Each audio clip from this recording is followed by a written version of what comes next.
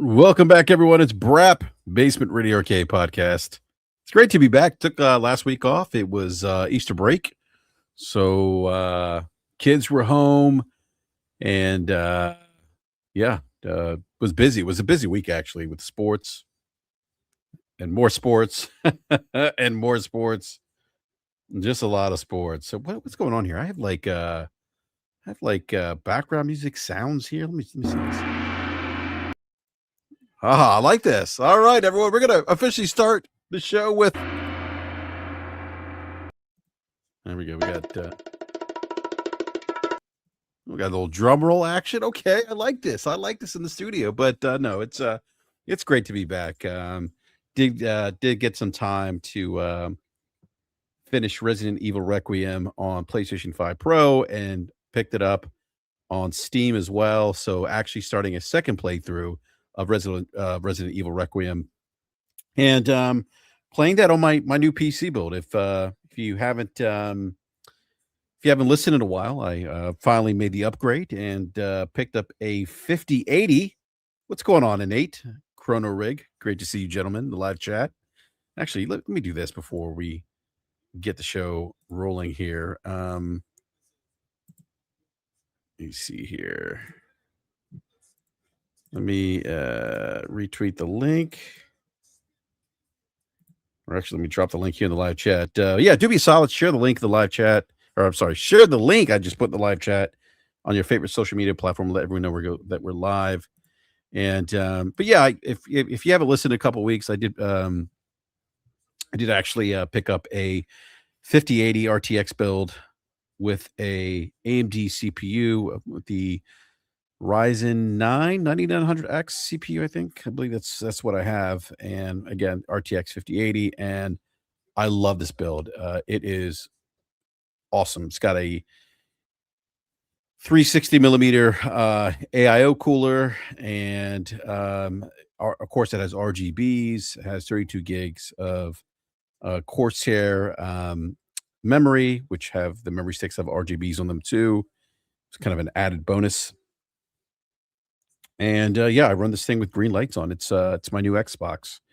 I upgraded from my old Xbox, which was my 3070. And if you listen to the show a couple weeks, you may have heard me just talk about how people were upset that I was calling this an Xbox, and turning on the green lights when I played Xbox games and Xbox published games, and it's just weird.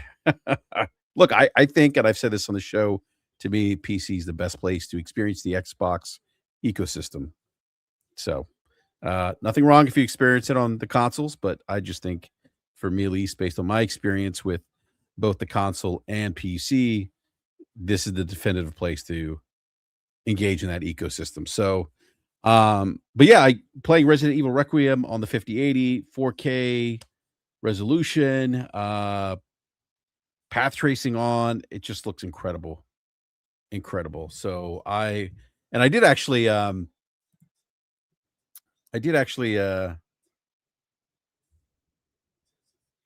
fire up Cyberpunk as well. Play a little bit of Cyberpunk with path tracing because I wanted to see that. That looks incredible. And also played Red Dead Redemption 2 because I started a second playthrough of Red Dead 2 after I went back and beat Red Dead 1 during the holidays. And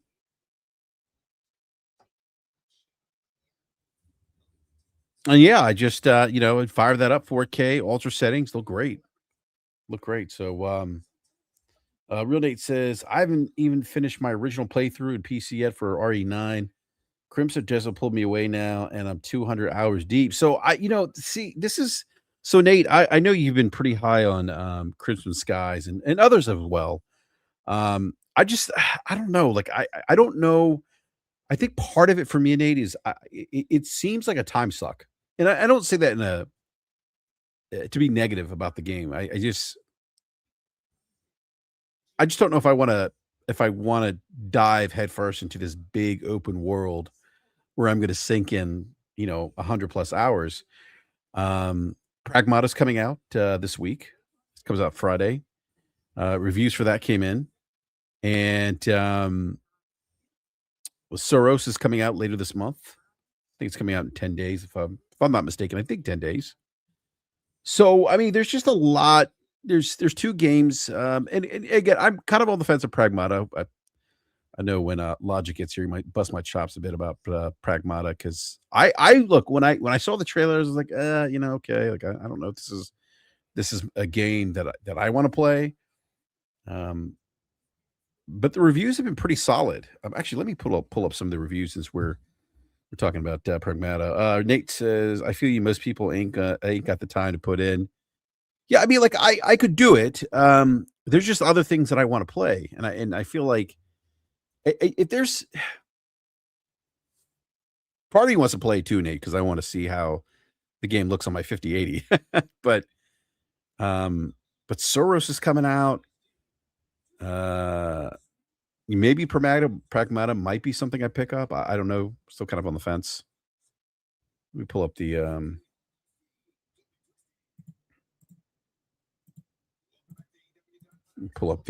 reviews here.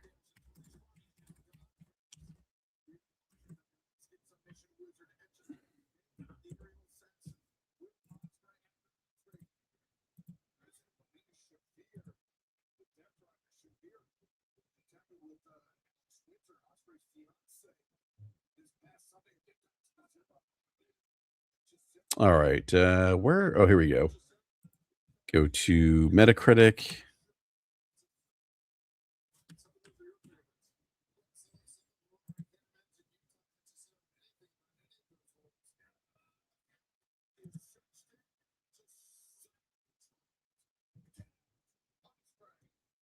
Anyone playing Mouse PI for Hire? Saw that come out. That's, Metacritic 81. Just wondering.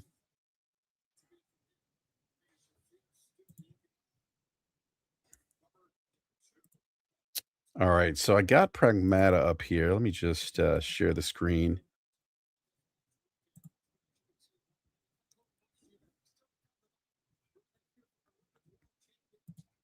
I'm gonna get Logic in here. I'm gonna get Logic with the drum roll here. Here we go. Let me get Logic in here. And, I wanna introduce Game Logic. What's going on, Logic? Hey, what's up, BRAP? How are you? I'm good. Did you hear that drum roll? I don't know if you heard that. I did. Yeah, something was weird. It took me Yeah. a couple of minutes to come into the stream because Okay. the test out in the front page of the front landing page of StreamYard wasn't working, so I wasn't hearing audio when I played the test. You know what's funny? Same thing happened to me. Okay, so yeah, Yeah. after I tried it I tried it a couple times, it didn't work. I forced closed Chrome and then reopened it, and then I was like, let me see if it's just something weird going on with the test script. But when I get into the studio, I can actually hear BRAP. So fortunately, that worked out. Yeah, it's definitely something with the, test script because I was having the same issue, and I was like, "Okay, well, I can either I'll wait till Logic jumps on, and then I'll see if I can hear him." But then I was watching some YouTube videos, and I was like, "Okay, I can hear everything on my PC, so it should work." But, sometimes that's not always the case either, so I don't know, it's weird. But they've added some new sounds, background music, like, things that you can, use throughout the stream, so kudos to StreamYard. I mean, I've been using StreamYard for a couple of years now, and it's definitely evolved quite a bit since, the early days when I was using it. Yeah, it's much improved. I would there are a couple things that I mean the Elgato Stream Deck integration isn't great, so I would like them to improve that. And Mhm. like it doesn't work for Mac users, it doesn't really work on Safari, so I always I always use Chrome to go into StreamYard. So, but I mean, those are small things. Yeah. Logic, welcome back. I actually didn't stream last week. Um, my kids were home, so and they were just busy with sports and running around a lot. I thought you guys did a Friday show. No, ended up canceling. Something came up. Okay. We had some kind of scheduling conflict. I had to take my son to his friend's birthday, and then I got tied up running around, running one of the other kids somewhere else. So it's just, yeah, it was just like running around like all like early afternoon through like late early evening. And by the time I got back home, I was like, yeah, I'm not doing a show. So Yeah, so no Friday stream, but it's good to be back. I did get during the Easter break, I got to wrap up Resident Evil Requiem or RE9 on PlayStation 5 Pro and just start playing it again on the PC. So doing a second playthrough, and this time I'm wearing my Steel Series uh headsets. Like I didn't wear I was on the PS5 Pro. I was playing using my surround sound, and I gotta say, like I should have been playing this game with headsets the entire time. Like it's definitely a different experience. Definitely a different experience. Definitely more immersive than playing on surround sound. So, um, yeah, Logic. I was just talking about Pragmata because Nate mentioned in the live chat that he is playing Crimson Skies right now. I think he's put about 200 hours in. And I was just saying, like, it looks interesting to me. I don't know, Logic. Have you played? I don't. Bruh, You haven't. You haven't played it. You need to shake off that Xbox Live beta tester. It's a Crimson Desert, not Crimson Skies. Oh yeah, yeah. Sorry, that's for my Xbox Live days, right? As a beta tester, Crimson Skies was the airplane game that we played Right. on the OG Xbox. So originally came out on the PC and then ported over to Xbox. But Crimson Desert, thank you. So he's put like I think Nate said he's put like 200 hours into Crimson Desert, but I don't know if I don't know. Like it looks interesting, but I was having this conversation with one of the dads on my son's baseball team who's an avid gamer, and he's like, yeah, we kind of both agree. Like, it's kind of like a time suck. I don't know if I want to jump into it and devote like hundreds of hours. Maybe it's maybe I mean it maybe like maybe I do that, right? Like I did that with I spent a lot of time with Baldur's Gate 3. And I'm not saying that this game's a Baldur's Gate 3, but I guess my point is like I'm willing to invest the time if like if the game gets hooks in me and I find it interesting. But I don't know with some games coming out, like Source is coming out this month, if I want to invest that much time. I may get to it at some point, maybe when it's a bit slower in terms of game releases. I don't know. Still on the fence about it. But Logic, did you pick up Crimson Desert, or if you did, have you I did not. No. You did not. Okay. Any interest? No. Okay. Yeah, I don't know. Still a big question mark for me. So Pragmata comes out Friday. I know this is a game that you've been interested in, and the reviews came out. Generally favorable reviews on per Metacritic. Currently sits at an 86 Metacritic. I like some of the reviews I read here at Logic. Like there's one by GameStop. I gotta find it now. I don't know if it's here. GameSpot. Yeah. There I go. Butchering games again. I sound like Forte today. Crimson Skies, GameStop. Yeah, GameSpot. Thank you. GameSpot gave it a 90, and they said this all led to a thrilling conclusion that tested my skills, stirred my heart, and left me wanting more. Pragmata offers a robust post game with plenty to do, but I hope that's not the last I see of Hugh and Diana. The combination of sharp combat mechanics, rich strategic depth, and lovely storytelling doesn't come along often. Pragmata shouldn't be missed. So I read this, and I was like, Now I think you did play the demo, right, Logic? No, I did not play the demo. You did not play. Okay. Yeah. So what, and I know this has kind of been, maybe we had Slow-Mo on the show last. I think you guys were talking about it. Maybe it was Forte, but I know you've, someone interested in this game. Like what kind of, why are you interested in this game? Like what caught your attention when you saw the reveal and some of the other trailers and things? I mean, well, the first thing we need to acknowledge is that the original reveal for this game was at the beginning of the generation in 2020, right? So it was I think it was the PlayStation showcase or state of play, whatever Was it it was, really? that was just prior to the PS5 launch. I want to say, I believe that's what it was. Um, and I'm not sure if it was tagged as a launch title at that point, but I think that was the first time that we saw it. Um, so I was caught up in kind of that hype, right, in terms of like the launch of the generation. So at the time, it was visually striking to me. I mean, that's really Uh-huh. kind of where on console we were getting this first notion of like the hair physics kind of stuff. Yeah. Um, but and so I was just kind of captured by Mhm. the visual style of the world, the notion of kind of the backstory and the world building approach that they were taking to it. I think this again at the start of the generation. This is before we started getting a series of RE engine games from Capcom that just did not perform on PC for 5 years running. If they weren't a Resident Evil game, so that Mhm. tarnish wasn't there.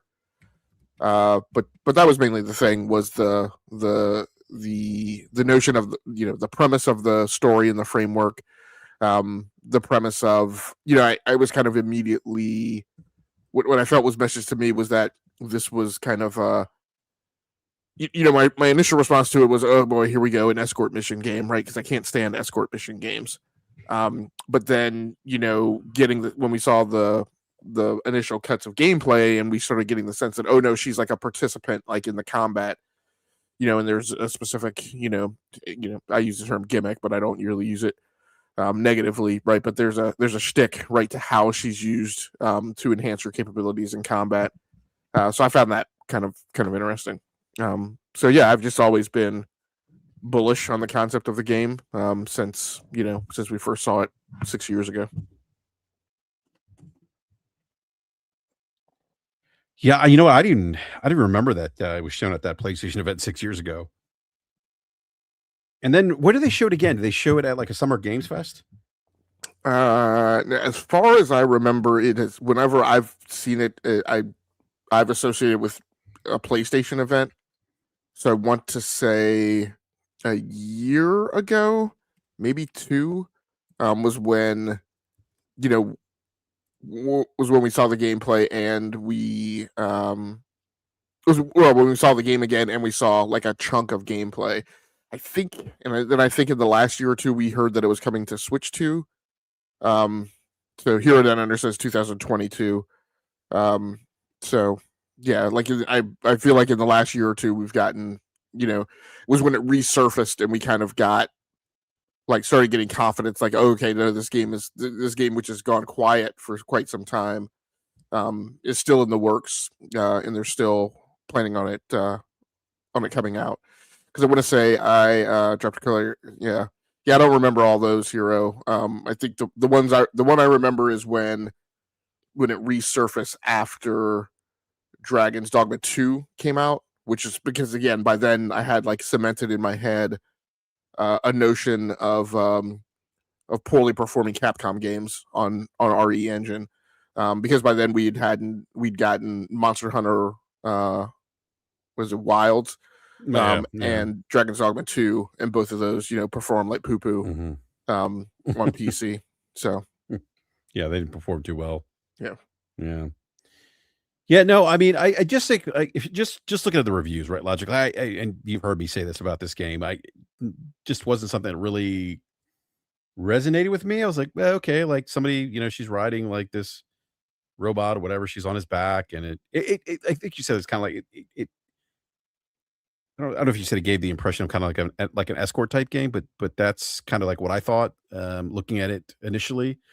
Um, but reading some of the reviews, like story, characters, world building, um, Forbes said it's a fresh take on a modern third person shooter. I'm like, "Oh, okay, this sounds interesting." And even if it's overall Metacritic, like, it's set at 86. Um, I don't know, like, I'm gonna catch some gameplay this weekend, watch some streams. But this might be something I pick up now. Um, but also I think, like, it's great for Capcom too, like, that they've released 2 games. I forget what the Metacritic is for Requiem, but Requiem is, just it's my favorite game so far. I know it's early 2026, but it's but like it's my favorite game to date. Um, but for Capcom, I mean, now they've released Requiem, and now now they've released Pragmata. And Pragmata's a new IP for them. So, and I think it's great. I mean, they released a new IP. It seems to be garnering some really good critical, or not critical, some good reviews from from the different media sites. Um, I'm interested to see what the Steam reviews are going to be for this when it comes out. Um, but it's piqued my interest a little bit more now after reading some of the reviews. Doesn't mean I'm grifting though, Logic. Although I have seen some of that.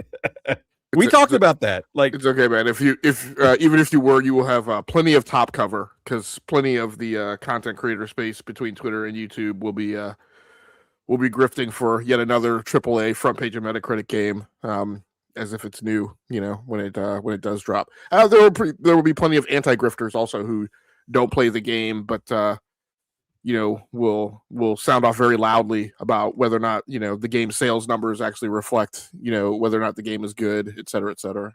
And then it'll dovetail into AAA games are unsustainable. This is proof.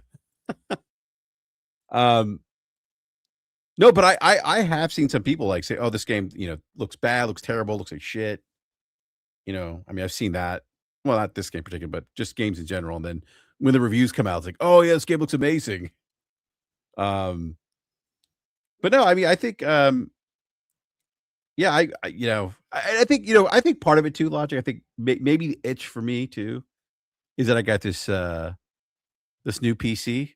Well, that's what I was gonna say. I was gonna say, if the Steam yeah. reviews, if the Steam community reviews turn out okay and prove that it's safe to venture out in the water, that game should look pretty damn good on that 5080. And Nate, who has played the demo on PC, has vouched for its performability on PC, at least in the demo state so far. Okay, that's good. I did see one video with path tracing. I know some people were poo-pooing some of the path tracing with just looking at the screenshots. I'm like, guys, like, let's look at the entire video. The video with the path tracing all looked really good. But so that's part of it to me. Like, so part of my intrigue now, Logic, is that I have this 5080. This game looks good with path tracing. The reviews are good. And so, yeah, I mean, this could be something that, hey, I got this 5080 sitting here now. Let's get another game, So, but if I do get it though, if I end up getting it though, then I know I'm going to probably put it down to play. Yeah, Hero Donner says Pragmata demo was very good to me on PS5 Pro. Yeah, maybe I need to. Is the demo still out, Logic? I believe so. I'm not positive. Hamp has no time for demos. I know, or waiting in lines. Facts. And that's what a demo is. It's just you. It's just you waiting in a virtual line for the game to actually be released. Oh my god, I never thought of it that way, but that's a fair point. No, but yeah, I might have to, if the demo's available, I might just fire it up. Hero says it's still available. All right, I might have to fire it up tomorrow during my lunch break, if I take a lunch break, which I never do. But then Sirs comes out next week, and I'm a big Housemarque fan here. I really liked Returnal. So Suros kind of looks more of the same, and I don't mean that in a bad way, by the way. I'm okay with that with Suros, although it looks like they've improved on some gameplay mechanics with Suros, but over Returnal. But yeah, that comes out next week. So I think it's next week. I think it's the 27th. I think it is the 27th. I think reviews. Is that the early access? Because the release date I'm looking at says the 30th. Is it the 30th? Maybe. I'm sure the chat will know. Yeah, maybe the review embargo goes up tomorrow, or not tomorrow, next Friday. Let's see something here. Suros release date. Yeah, you're right. April 30th.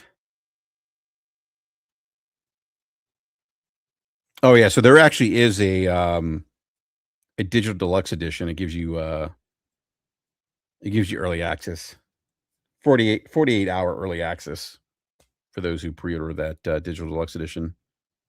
Yeah, I'm not pressed to pay extra to play the game 2 days early. Yeah, and I know all these games won't be everyone's cup of tea, but May is fairly well stacked as well. With Yeah, what's coming out in May? Mixtape on May 7th, which some people who are on the indie scene have been looking forward to. Indiana Jones and the Great Circle comes out May 12th for Switch 2, although I know there are plenty of you Switch 2 haters out in the crowd. Forza Horizon 6 comes out May 19th. One I've been keeping an eye on, Thick as Thieves, comes out on May 20th. That is the I always get the creator mixed up. Is that the Warren Spector game? But it's like a heist game with multiplayer elements. I was really surprised when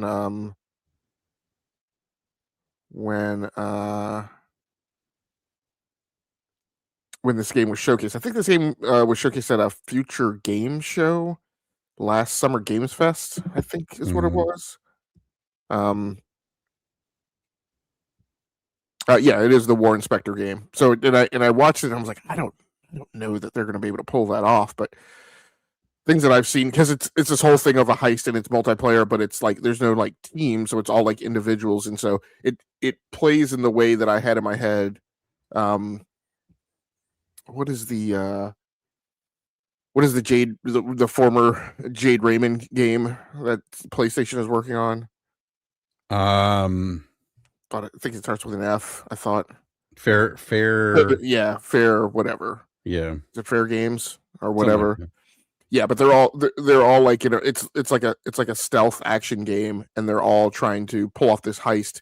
And so it's you PvE against like the guards and stuff that are patrolling the thing that they're protecting, but then you're trying to get it and extract, and then it's a bunch of other thieves, so it's just kind of this whole no honor amongst thieves kind of thing, who are all trying to also pull off the heist and work against each other while they're also trying to work against PvE. So and Yoshi and the Mysterious Book comes out May 21st. Again, I know you Switch 2 haters out there. There's a Tales of Arise game coming out on May 22nd. Why are you saying Switch? What's going on there in Nintendo land? Like, are people just like they just woke up, just decided to hate on the Switch 2 now? Because it's a Nintendo heavy month, right? But like I said, that's why I said, look, I know these are not everybody's cup of tea. As I went down the list. Oh, is it that like who asked for this crowd? Is that what you're referring to? I don't know. There are people who are just. I think it's you know what? It's super interesting. That would be super pertinent to tonight's discussion about Xbox and exclusives and just Xbox in general. And I feel. Look, and I know this, like some of you guys I'm tight with, right? Who may have this opinion and this perspective, but I just feel like too many times the conversation is like. It's like we're having this conversation about Xbox, right, and how they're going to perform next generation, and it's like there are people having a conversation about can they make a viable going concern as a business, right, and move the needle or at least maintain what they have, and then there are some other people who are having the conversation. Well, if they're not at parity with PlayStation, then there's no conversation. And again, some of these are mutuals of mine, right? But like I had this discussion today about like Project Helix, and there are multiple individuals. And I mean, again, what's that? Did you get your T-shirt? No, I didn't pre-coordinate with them and tell them what size I would need, which would seem to be a thing that had to have happened in order for people to get the right sizes of T-shirts. But anyway, there's also a list. But and again, some of these guys are randos, but some of these guys were mutuals of mine, and they were like, "Hey, nobody's going to buy it," and I'm like, "Time out!" You put a product on sale, 0 people buying it is that product not selling. 1 person buying it is the product sold. But I think logic though. I'm sorry to interrupt, but I think when they say nobody's going to buy it, I don't think they're being like literal in that sense. Like no one, like 0 people are going to buy it. I think what they're saying is like it's just not going to sell well. So this is my problem with, right. And again, so in some ways, I'm actually more offended that mutuals would say this to me, right? Because they should know, if they're my mutual, I'm very granular, very data oriented. And like, if we're going to have a conversation about a box that's going to sell, if the box sells 9 million units, that's not selling. right? Now, you will hear me on this podcast remind people that at that point, they will be 4.5% of the console market. And I will jump up and down about the people who assert like, Xbox has so much sway and blah, blah, blah. And I have to remind people, you guys are 9.35% of the market, right? So like we should be able to have 10%, but yeah. No, I backed off the 10%. I tried to tell 10%, and then people be like, "We're not nice." So then I stopped being nice, and I said, "No, it's actually even less than that." Like my 10% was me being polite. So you were rounding up, right? Exactly. Gotcha. Now you're rounding down to the actual. Gotcha. Okay. Yeah. So yeah, but I'm like, but we need to be able to have both conversations, right? Because absolutely, games not being exclusive, regardless of what the sales number is, right? Games not being exclusive means a certain thing. Games being exclusive means a certain thing. Neither of those largely impact, in my estimate, the sales potential of the thing, right? Which means move the needle by like 10% or more, right? So, or actually, I would say double it, right? Doesn't move it from 9 million units sold to 15 to 18 million units sold, right? That's like, and even at 18 million, there's still a pittance of the market in comparison to what we expect PlayStation market share to be. So the conversation is not about whether or not they're taking it to PlayStation in air quotes, right? The other thing is, a person who said, nobody's gonna buy it in comparison to the price. And I'm like, okay, so again, this is the conversation, and we'll frame it tonight where I need to remind people, like, no one buying at that state at this point for the price that thing is going to go for is not because it's undesirable. It's just because half the market's not going to be able to afford it, right? Because the middle class size is dwindling in this country, and their share is dwindling, and their wealth and equity is dwindling, and they're getting priced out of the market. So that needs to become the conversation. But at any rate, that's why I'm saying I know there are Switch 2 haters out there.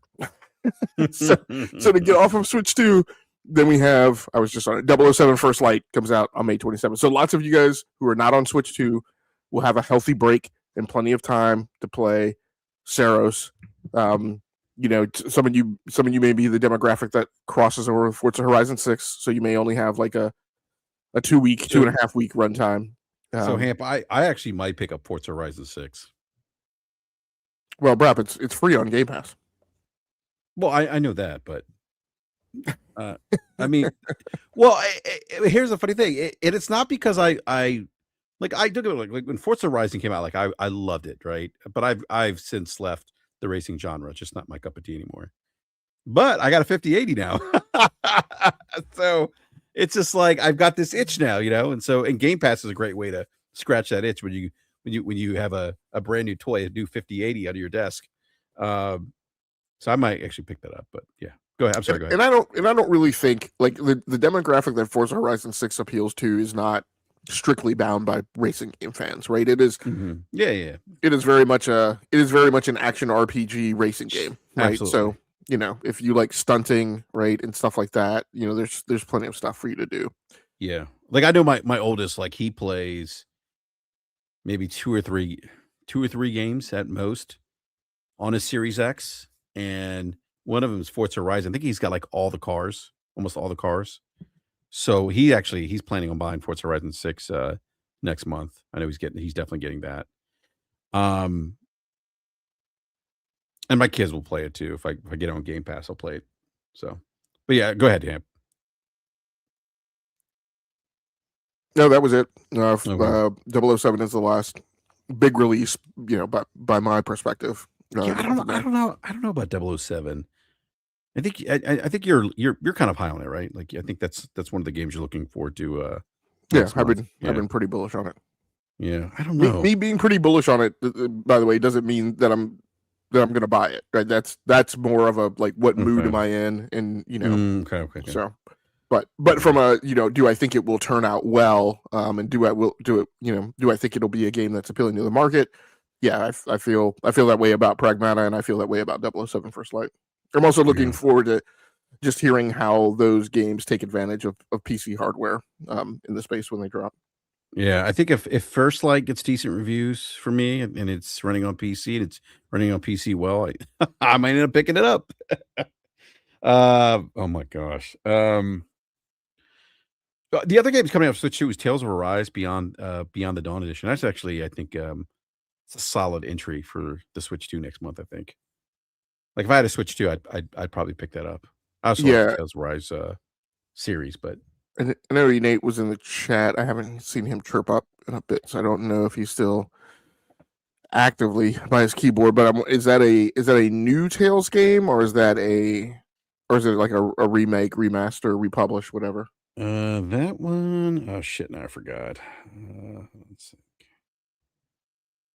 I can tell you right now.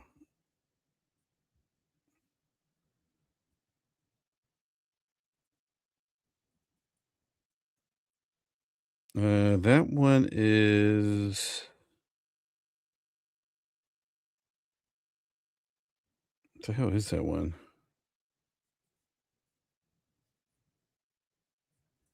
Hold on a sec, your hand. So Chrono Rig in the chat says it's a port of the last game. So apparently it's a game that came out before. Yeah, being yep. republished. Yeah, so it's the Tales of Arise, the last Tales of Arise game, which Okay. was Tales of Arise. I forget the name of it now. And look, I got to tell you, Which, by the way, yeah, Tales of Arise, that Tales of Arise game is actually a really good game. But yeah, go ahead. I got to tell you, the thing I think the thing that I'm most excited about now that we kind of have like a kind of crystal clear, and we're in the last month ish of the first half of the year, is I'm reminded as I'm looking at June, July, and the out months, so the industry has gotten and they really hit the gear on this last year. They've gotten into this thing of like, we have a pretty good line of sight on what's coming out through mid-year, but around the summer Game Fest time, things get really cloudy and really murky. What's coming out the bottom half of the year, and we had games last year in September being announced that were coming out that November. So we still had the slate being filled in like all the way from the Summer Game Fest in June for throughout the fall as far as when games were going to drop. So we have a lot of things that are unclear. Obviously, a lot of that hinges on the date of GTA 6, but like just in terms of pure announcements, like in June, you have a clearly not full slate, right, of what's coming out. Ditto for July. And then in August, September, and beyond, like it's really like threadbare, like with one title with a firmed up date. Wolverine. Yeah. I mean, what about Call of Duty? Call of Duty's date is not announced. Although I think we've seen like a leak or a rumor that it's October. Yeah, October. In September, you have both Wolverine and Phantom Blade Zero. Yeah. So those are two games that obviously I'm going to pick up Wolverine. Phantom Blade Zero is interesting. It's on my radar. I don't know about I'm kind of on this. I'm back and forth on GTA 6. Because I'm definitely not going to play GTA Online. Like, just not my thing. But I don't know if I want to go through another GTA story. Like, they're a bit samey for me now, if that makes sense. Yeah, it's like, how many like help me out. That has not been your perspective up to this point, right? Because I thought you were bullish on playing Gran Turismo. Grand Theft Auto. Yeah, I was, but then it's like, how many we're going back to Vice City, right? If you play the first Vice City, like it borrows a lot from, like a lot of the GTA games borrow a lot from, Hollywood cinema, these, especially those crime films, or those gangster films, like Vice City. Like there's you literally walk into the house. I forget who the main protagonist, Ray Liotta was the voice of the main protagonist of Vice City. I forget the name of the main protagonist, but you go to the house and it's literally Tony Montana's house. So it's like, how many more of those types of games do I want to? I don't know. That's where it's coming from. It's like, do I going back to Vice City? Is this going to be like another, take on a popular, crime gangster type film, action film that I've seen, and they're putting their own spin on it? Yeah, I mean that's That's what I've been telling you since the beginning. Yep. I mean, look, I'm just like, I haven't played a Grand Theft Auto since Vice City, so Oh wow. I mean, like I liked the last Grand Theft Auto, but it was like the thing like with the one mechanic I did like when they introduced how you can kind of go in between characters, like it would change characters. Because I remember like when they announced like you'd play as 3 different characters, it was like, oh my god, like how am I going to play as Trevor and how am I going to play? I forget the other 2 characters' names. Maybe Michael's one of them. Um, and they actually did a really good job of like the way they set up the story, like just taking you in between characters, right? Like the transition. And they did it in a way where it didn't break the experience. It didn't break the story. Um, but I don't know, like something about it this is just recent logic. Like I don't know what it is. I just like yeah, I'm like do I want to play like another GTA game that's just kind of a you know not a copycat, but kind of just a borrows from movies that I've seen, and take and kind of like I don't know if I don't know if I want that experience anymore. Maybe the novelty's worn off for me with Grand Theft Auto. I don't know. yeah. Now, Grand Theft Auto has a release date of November 19th, and I guess what Yeah. everyone's doing is they're just not trusting and believing that that's actually the date, so they're all playing like this big waiting game to see if it does any kind of last minute swerve before they lock their dates in. You think Strauss is not you think Strauss is you think he's bluffing? No, I mean, I think it's just normal, gaming industry churn of people shifting dates. And I think other publishers are concerned that um while Rockstar has the best intentions of landing that date, they're just concerned about, well, what happens if I lock my date in it for the week before or the week after, right? And then they swerve. So Yeah. I don't know, man. I'm just not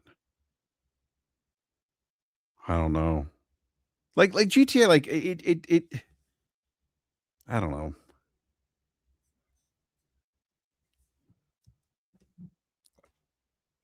It's going to be interesting. Like I wonder how much cuz like GTA like obviously there's a lot of like pop culture, American culture references, politics, you know, even like the media, the way they present the media in GTA, like it's all satire, right? Like it's all like, ha ha ha. um, like a lot of the games are like I said, like like they're I said copycat or I think parody is probably the word I was looking for. Um, I don't know, man. Like I don't know. And with this political climate today, like I wonder if they've even like if incorporated some of the things that are happening now, you know, like it would surprise you. There's some kind of like MAGA-ish movement, right? They put into the game. well, it'll be funny because I mean, this is one of the things that I think Rockstar Yeah, devs have even discussed, is the notion that, like, we started on this game like 10 years ago, and there were things that were pop culture relevant then, um, that you aren't know, that now. Yeah, that may not have stuck now. So what's going to be funny, again, not to make things super political, but we don't know what the political landscape is going to look like, particularly in the state of Florida, by this November with midterm elections and whatnot. So, you know, and a lot of those things may not land as well. I'm sure people will still find them, people who have lived through the times before will still find them relevant, but it'll just be kind of interesting to see, you know, how those things look and land. yeah. I just don't know if that type of parody, that satire, just resonates with me anymore. I don't think it does. I think that's where I'm landing with this logic.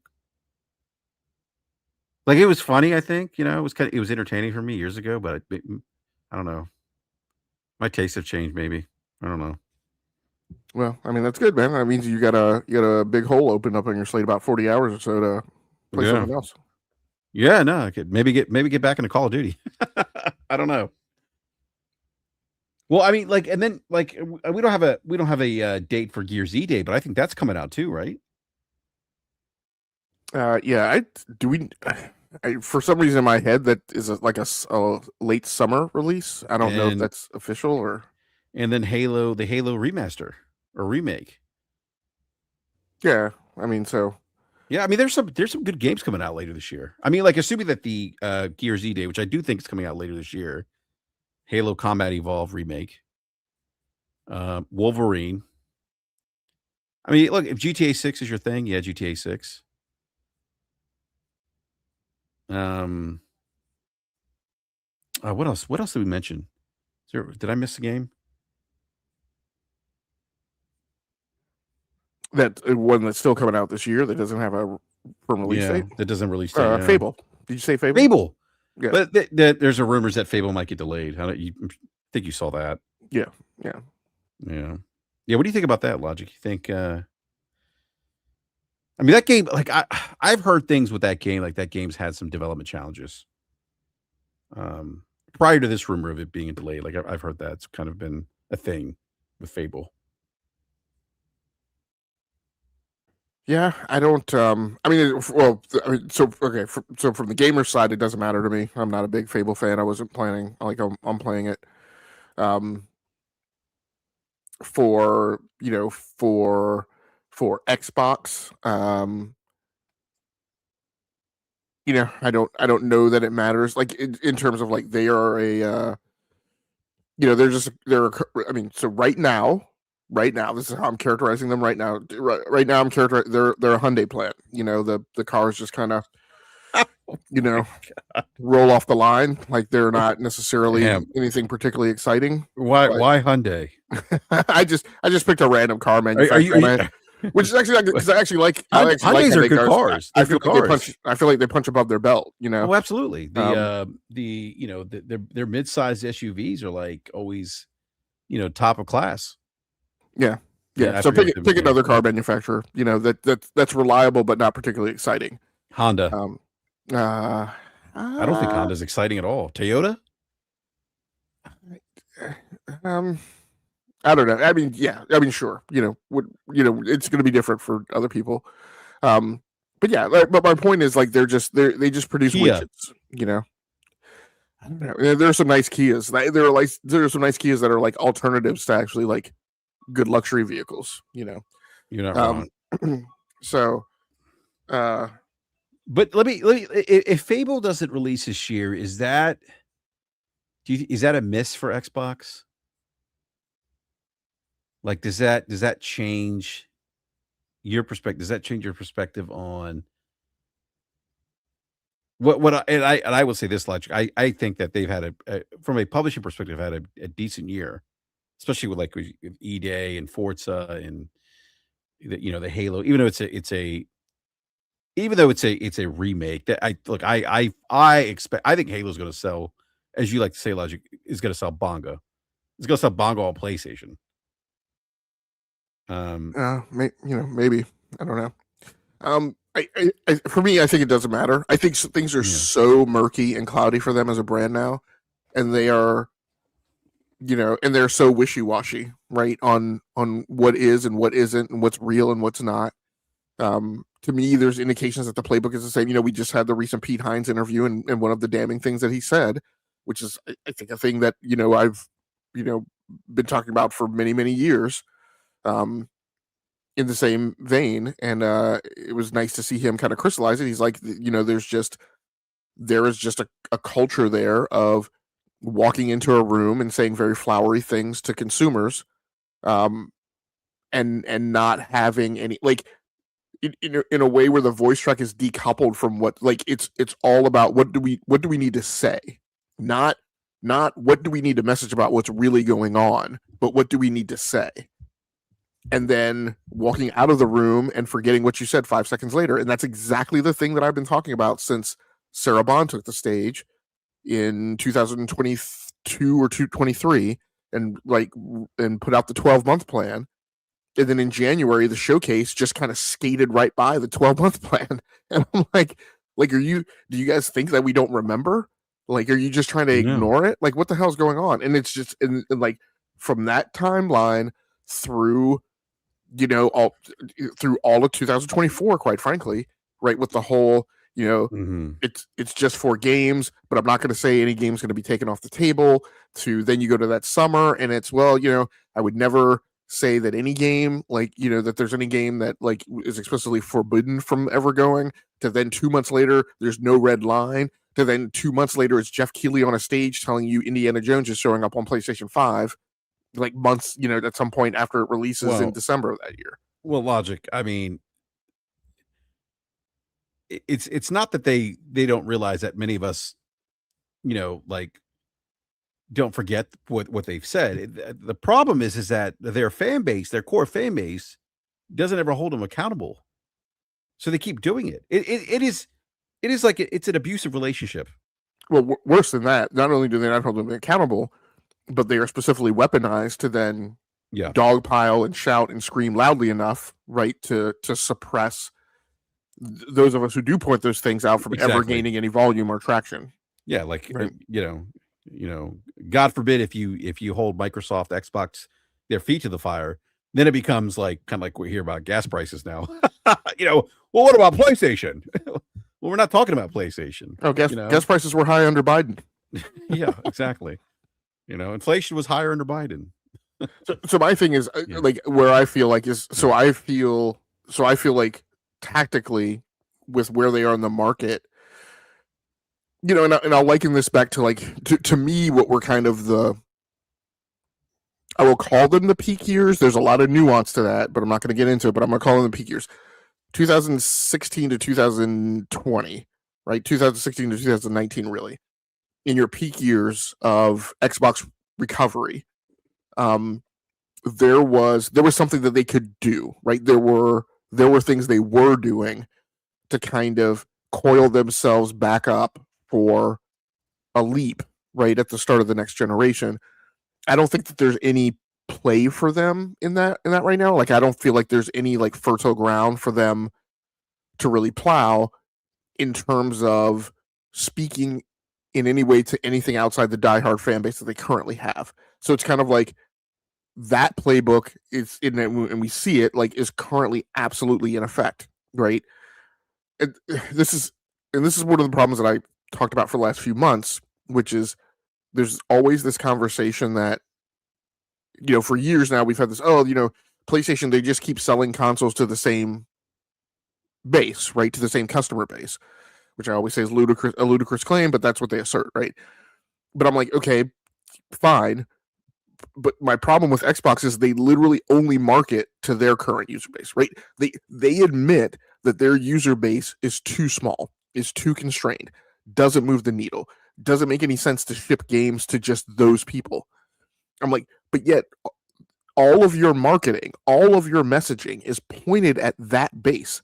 You guys went out during earnings weeks and put 4 executives on the campaign trail talking about what you needed to do with content. But yet everything that you say is only targeted at the people who are already your diehard fans. So who outside of your diehard fans would ever give a hoot, right, a crap about what you guys are saying and messaging and marketing? Now you're even talking to a smaller subset of your current rabid base, because out of your current rabid base, some percentage of those people are going to be middle class, and they're going to be priced out of the next generation to get on the new hardware.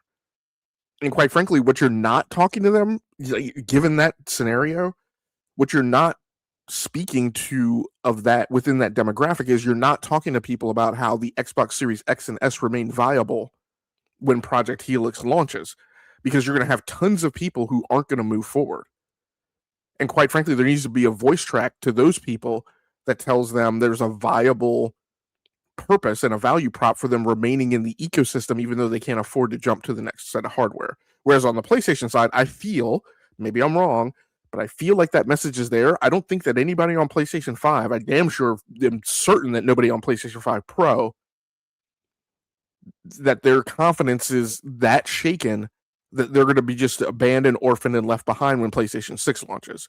I'm pretty sure PlayStation 5 players at scale feel like they're still going to be eaten when the PlayStation 6 launches. Mm-hmm.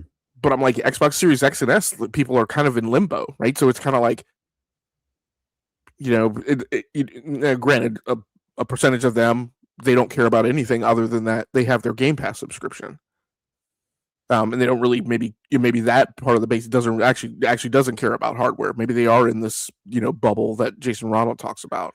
I mean, that could be the case logic. They may not care about that. Like to your point, like what Jason Ronald's saying and what you just said, like they, at least to me, like it seems they care more about the features, like Play Anywhere, Game Pass, right? And not so Right. much about the hardware. Yeah. So anyway, my whole point of that is I don't necessarily know that Fable like negatively impacts that crowd. I don't know that any like new gamers coming into the market or any kind of off-platform people who have one toe in the Xbox ecosystem is, particularly going to be impacted by Fable not landing, particularly if you're a PlayStation and an Xbox player when number one, Fable's coming over to PlayStation 5. You've already got a slate of games to play because you've got GTA 6, Saros, Wolverine, right?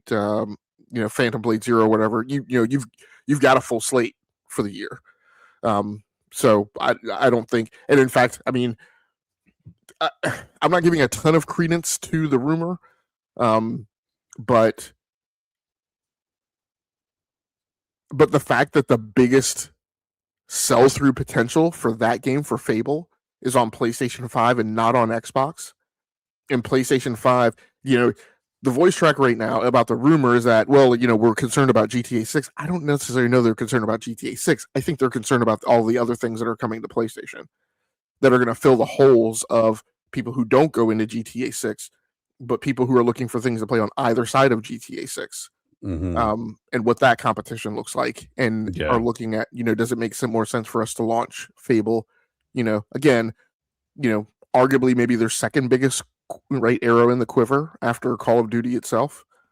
And they put Call of Duty on Game Pass, and it didn't set the world on fire. So, and Starfield doesn't seem. I think there's some reporting the Starfield sales are like under like 150,000 or something. I think first week or something in PlayStation 5. So yeah, and I don't put a lot of credibility in that number because that's coming from Alinea Analytics.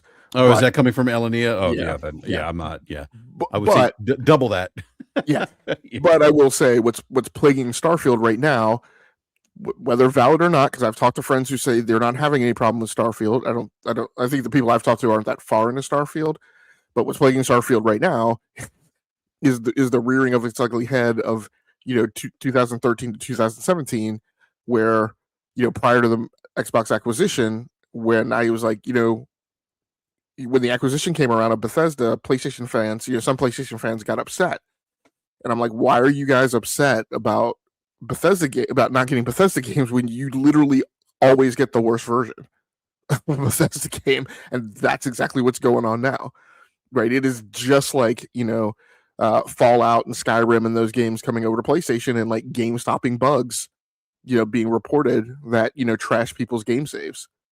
So yeah, I mean, I don't see any way, regardless of the metrics that were reported, I don't see any way that game is selling well on PlayStation. Yeah, not when PlayStation is currently refunding, right, people who have put in refund requests for Starfield. I mean, that tells me. So the refund process on PlayStation and on Xbox is, to me, is incredibly draconian. In fact, in ways that like I'm not pleased with Steam's, and theirs are worse than Steam's. When you look at their refund policy in comparison to like what the EU has and what Australia has, like quite frankly, everybody's government outside of the United States takes much better care of their consumers than the US does. PlayStation's, to me, is pretty draconian on refunds, and they are refunding people for Starfield, I think, outside of their normal refund parameters, which maybe I'm wrong, but the only time I've heard about that at scale was for Cyberpunk. Now, I don't think Starfield is Cyberpunk bad, but it's clearly right above the threshold of the baseline in a significant enough way that it's causing them to operate outside their normal process framework. the thing with Fable though, And I'm just looking at it from a publishing perspective, right? Like how we look at like Xbox this year, and the games they've released. Like I think if I think you said this earlier too, Lutchka, I don't think it really hurts them if Fable doesn't come out this year. And I don't even know what's coming out next year for them. So I'm thinking, in my mind, I'm thinking if this game is delayed, and maybe part of that the calculus behind the delay is like what you said. Maybe it's not GTA 6, maybe it's the other things that are coming out on PlayStation, right? You have Wolverine. You know, let me get B Money in here. I gotta get my soundboard here real quick.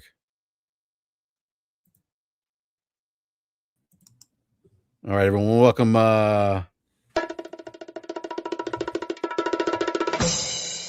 B Money, what's going on, B? What's happening, fellas? Not much, man. It's great to see you. Hello, I've got some good news for you, B. Yeah, what's that, man? So, after years of saying he was going to play football, my 12-year-old signed up for football. Oh, He's yeah? playing this fall. Yeah, Hey, man. It's- That's good it'll stuff, man. he'll be I'm going happy to to hear 7th it. grade. Yeah, he'll be going to 7th grade, playing football. He's gonna be doing football and travel baseball at the same time. Hey, nothing wrong with being multi-sport. Nothing wrong with that at all, man. No, so but now, B, great to have you on, man. I appreciate you joining. We're talking about like Fable, maybe the potential Fable delay. And I was just telling Logic, like I don't think I think this from a publishing perspective, like this year's probably been a good year for Xbox, especially if Gears E-Day comes out, and we know about the not the Fable, the Halo remake. And if Fable misses, like I push it next year. I don't know what they have on deck for next year. But I mean, I'd be okay with Fable getting pushed in next year, and if it needs a little extra polish, a little extra elbow grease, so be it. I'm okay with that too. Have they released any games yet so far this year? What are they? Forza's coming up, right? Forza's going to be the first one, I think, and then Okay. there's Gears E-Day, then there's Halo, then there's going to be Call of Duty. I mean, they've published, they obviously they just published Starfield on PlayStation, but that's not really a new game, right? So, I'm more looking at it from a publishing perspective, be like what they've released. So, and I think Logic, correct me if I'm wrong, Logic, I think you think that maybe it's not necessarily, maybe it's a delay because of what other things might be competing for screen time that's coming to PlayStation. Yeah, I mean, I just postulated that maybe Yeah. it's not just GTA 6, but it's GTA 6 is going to be GTA 6, and GTA 6 is going to be on both platforms, right? But if you're a multi-platform publisher, then you worry about all the other stuff that people who aren't playing GTA 6 are going to play or will be playing before or just after GTA 6. Mhm. And on PlayStation, you've got exclusives coming out with Phantom Blade Zero and Wolverine. That could occupy people's time, and so as a third party publisher for that platform, you may want to just hold that in your quiver till January, February. Yeah. What do you think, B? What are your thoughts? I thought they came out and said that it wasn't being delayed. Well, I think Turn 10 did say, or Playground did say, somebody tweeted that out. Yeah, I It's still thought like coming, yeah. some like their actual account But tweeted out and said like Yeah. it's still coming in 2026 or whatever. yeah, Like don't worry about it being Yeah. delayed or whatever. I mean, either way, I mean, I think there's too many games coming out. Kind of like Logic said, there's going to be offerings for everybody, and then I mean, you still have to count on like the usual suspects. You still got to count on the Maddens, the 2Ks, I mean, all the sports titles that kind of clog up that time of year for a lot of people. And the only thing to kind of peel them away from that is GTA. So I think they got a lot of decisions to make. I think we have to see what Gears does. If they're actually still going to release it multi-platform, if it's going to be the game that people are looking for, or if it's going to be something that's kind of a disappointment. I mean, I think they have a lot of stuff that they have to kind of juggle for this year. Fable is a game that's coming back from almost two generations. You know what I mean? Where it's actually been relevant. So you kind of have to reintroduce it, try to get it to new audiences. Is it gonna lean on a lot of the features and things that were available in the original series? Is it going to be something that's totally different? Are people even going to care about Halo coming out? I mean, that game has been released. It's the original game just being remade again. You know what I mean? Like, I think they have a lot of stuff that they have to really worry about. And I think Fable is just another thing that they have to figure out if it's really worth releasing this year. Because when you look at their lineup, it looks like a great lineup. It looks like a big lineup. It's like, oh yeah, they're releasing all these games, but a lot of those games have question marks, and we just have to see how things play out, in my opinion. Yeah, I think the interesting with Fable, you bring up like I at least for me, with Fable, like it seems this iteration of Fable seems to, at least from what they were describing, like how you can like have, they say you can have like 4 wives or something. I forget what it was. Like different families and do all these different things. Like you can be like a slumlord. This Fable almost seems to finally deliver that vision that Peter Molyneux sold us back, 20 something years ago with Project Ego, which eventually became Fable. That was my takeaway from their most recent presentation of Fable and the choices and how characters react to you. I mean, that's always kind of been a staple, but this just seems a bit like they've taken it to the next level with Fable. But that being said, I mean, it's still one of my most anticipated games from Xbox Publishing, and one that I'll probably get day one. With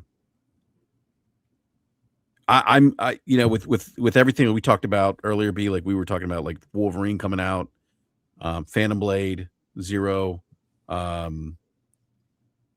Gears of War. I think E-Day is supposed to come out as well.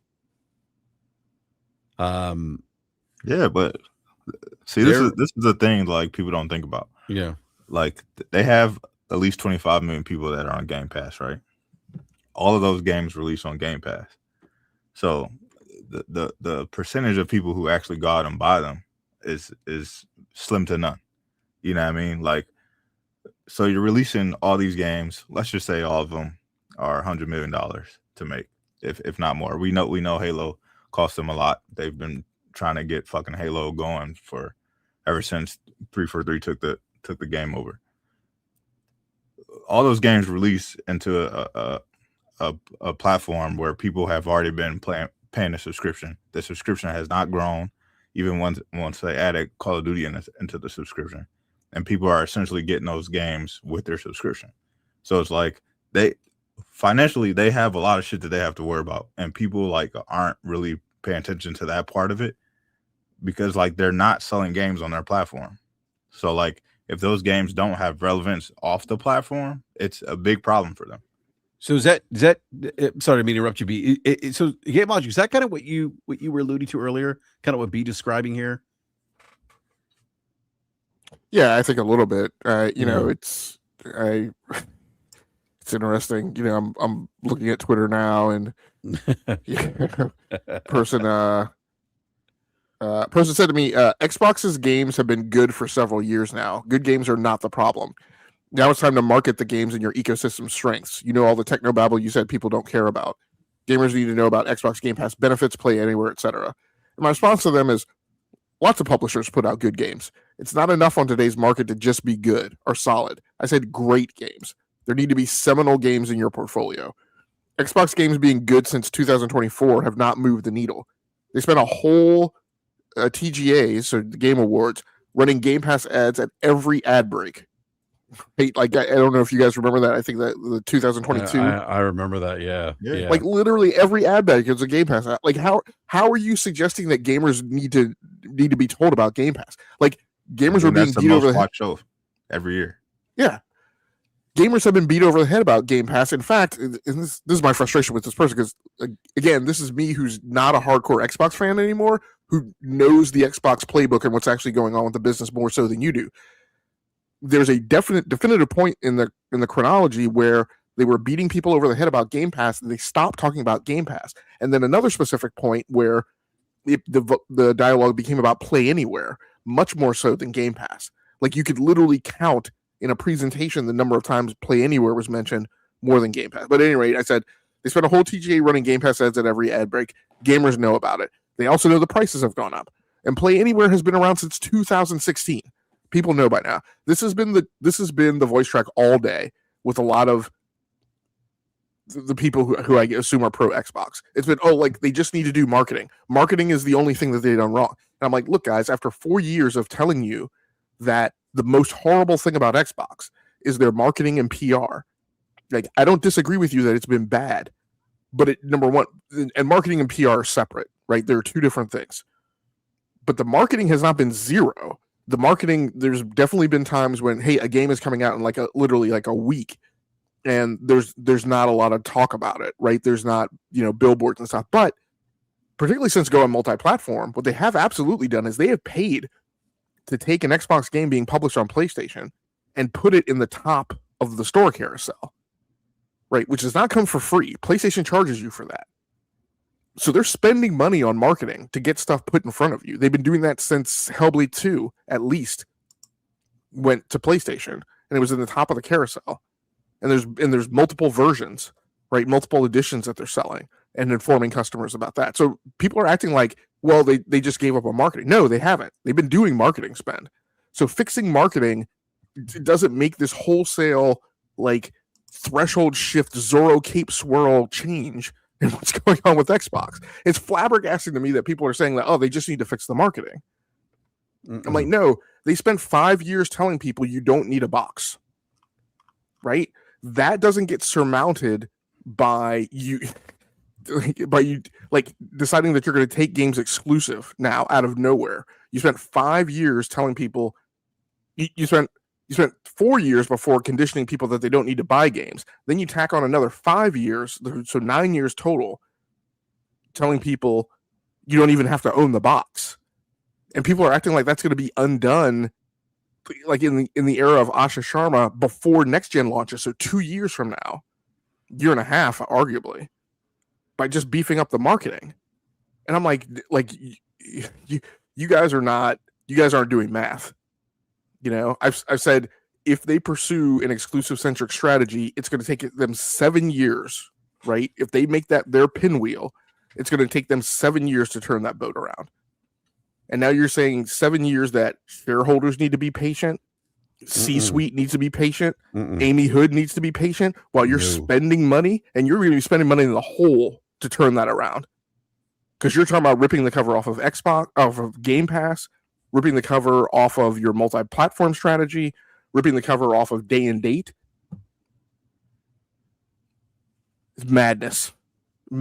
Every week, I think I've seen the craziest takes that I can. Madness. And then it's, here we go again. I mean, B, what do you think of Logic's point here? Because and actually, this is a great transition to some of the reporting that I heard this past week, with Xbox reportedly considering a return to Xbox to exclusive games.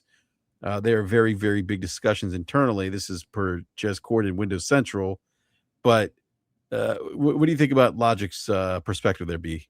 Yeah, I mean, I totally agree, and it's kind of the same thing I've been saying as well. If they were to try to flip this back and bring exclusives back in house, they have to rip everything down to the bones.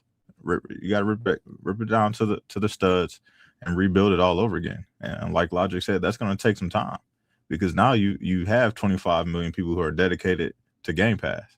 So if you strip all of that away, where's all the brand goodwill? You know what I mean? Like to try to turn a boat and chip away at all the damage that's been done over this last generation, it's going to take a while, and people are not going to like it, because they have been happy with what's been offered to them. They've gotten games day and date.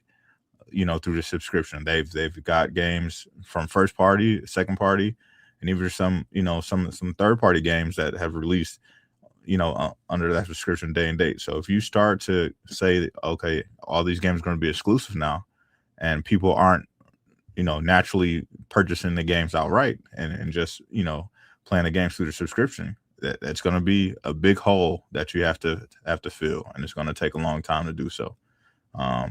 They could be having all the discussions they want, but I think for them to do that, it's going to take a lot of work and a lot of time, and I would say that the next generation might even be a wash again. Yeah. I just think it's interesting that people are having the conversation around the return to exclusive games, and I'm even seeing some people on social media say, yeah, they should go back to exclusives, which is kind of interesting because some of these people were saying, oh, exclusives are antiquated, or that exclusives don't make sense. You need to put your games everywhere, and now it's like, oh, maybe we should have exclusives back.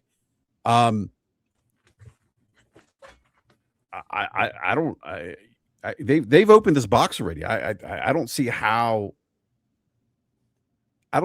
changing course makes sense for them, especially like what you said, Logic. Like, you got to convince the C-suite. Amy Hood wants her money. They've spent $100 billion in video game related acquisitions, right?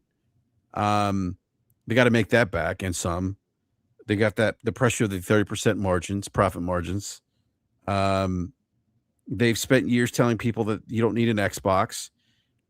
Like, if you pivot again, like how do you garner any kind of consumer trust that's going to have any kind of meaningful impact on your business? I mean, sure, the core fans, they're gonna eat whatever you feed them. Like it's kind of like what you said earlier, Logic. What Pete Hines said. They'll go out there and say something, and then like 2 minutes later, forget what they said. Walk out of the room, forget what they said. Right?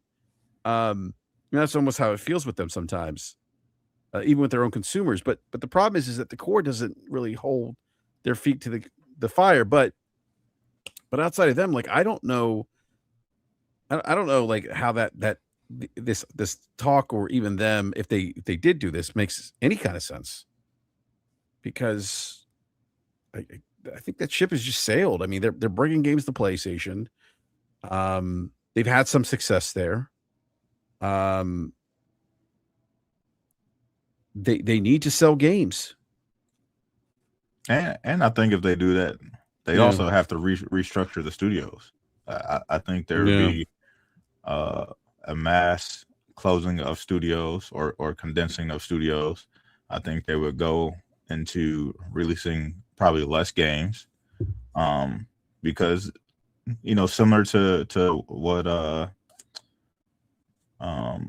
some of the bigger publishers have done, they've kind of condensed their portfolio.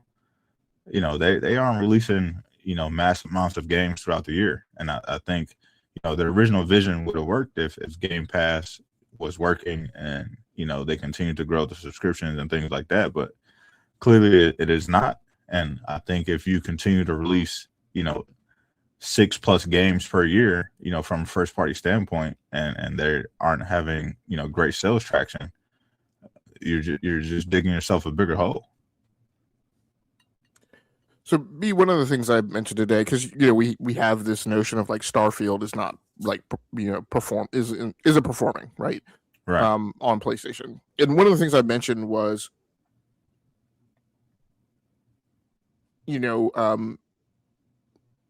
for Xbox games being published on PlayStation, I think we've seen this in other things on the market, that there's this brief moment of novelty, right? It's like, oh my God, like Xbox games on PlayStation. And so people are responsive to that. And so I think, in just like this argument that I had with this person recently, which is like, you can't just be good. Like you can't, like, putting out a good game is not enough today, because we see good games coming out that fail. Absolutely. So you've got to be good, and you have to be lucky. And being lucky in the market has always been a thing, but it's just more essential these days. And so, do you think the novelty of Xbox games being published on PlayStation has kind of worn off? And then what do you think that means for Gears of War E-Day, for the nostalgia of all nostalgia, right? Combat Evolved dropping. Do those move the needle in an environment where like PlayStation gamers are no longer like going gaga just because it's an Xbox game on PlayStation? Yeah, I think that's over. I think the novelty has worn off, and we kind of saw this a little bit earlier when the Gears remake came to PlayStation. It did not have this great sales trajectory. There weren't a lot of people talking about it. It kind of just came and went. And I think this next slate of Halo and Gears coming over is going to kind of see the same fate. I don't think it's going to do too well. I mean, Halo may, but it also, there's no multiplayer to kind of even bring a big audience to the game. So, I think it'll, see maybe 1 million sales or something like that. But I don't think it's going to be this big thing, like when some of the first Xbox games started coming over. And that's what I was kind of talking about earlier. I think, with them releasing these big games, if they don't see great sales, numbers off platform, I don't know what they do, because most people are just gonna play the games in the subscription that they're clearly already paying for. So if the games aren't actually moving the needle off platform, what are they supposed to do?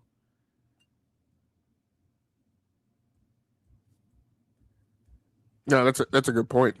I know, BRAP. What are your thoughts on Yeah, that? I don't know if you I know the think question. I think it's a great question. I mean, I think there's some. I still think there's some, like for Halo. I said this earlier. I think Halo's going to sell Bongo because it's Really? Halo. Yeah. So here's I'm gonna shape this charge. Okay. I love bees. Really? So I'm gonna need you. Yeah, go ahead. Again, the second time this episode, I'm gonna ask you, right, to lay down the mantle of the Xbox Live beta tester, right? And think about, and not just, but like throw yourself forward like 10, 20 years, right? Like think about the gamers who didn't start off, right? Think about the gamers who weren't even on Xbox 360. So they don't have the legacy, right, of Halo going back to the beginning. They came in and maybe they saw Halo 5, right? But Halo for them in the moment is not Halo from the beginning, right? It's Halo 5, the Master Chief Collection, and Halo Infinite, which I know Master Chief Collection is the old games, right? But it's they were old games by then, right? I mean, what other shooters outside of Call of Duty, right, really do Bonga on PlayStation? So, I think I say Bonga because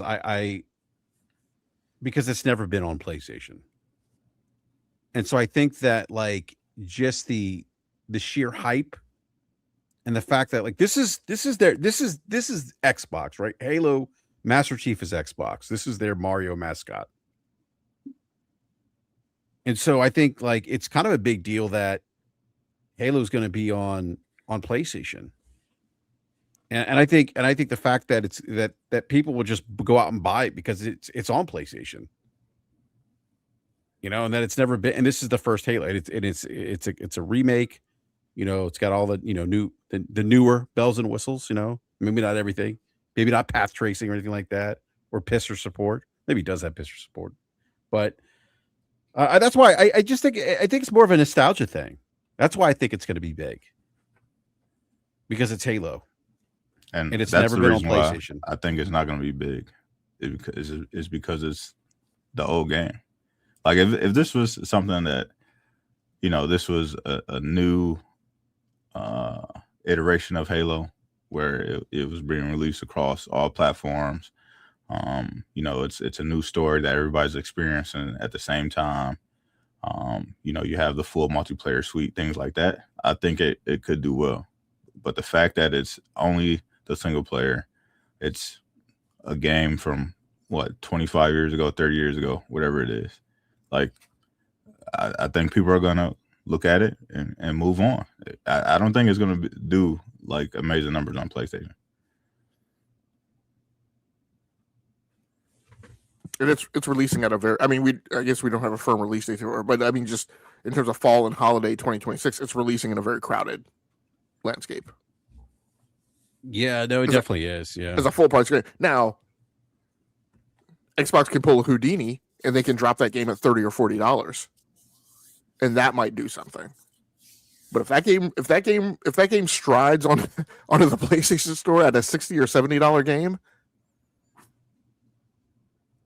you don't think it's going to see the light of day at $70? I mean, it's a short game, and granted, they're adding on the 2 like missions, right? Yeah. But I just don't know, man. I mean, we know that GTA 6 is coming out at $70, right? So again, remember we've talked about this in the holiday season too, right? So September-ish, people are going to start their holiday spend, and funds are going to be limited. Let's also pack onto that what's going on with the economy right now.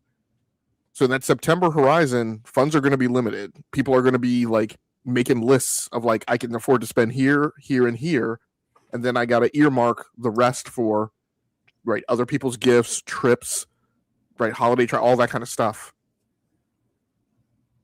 So like, and that includes games, and we got a big bucket of games coming, October, November.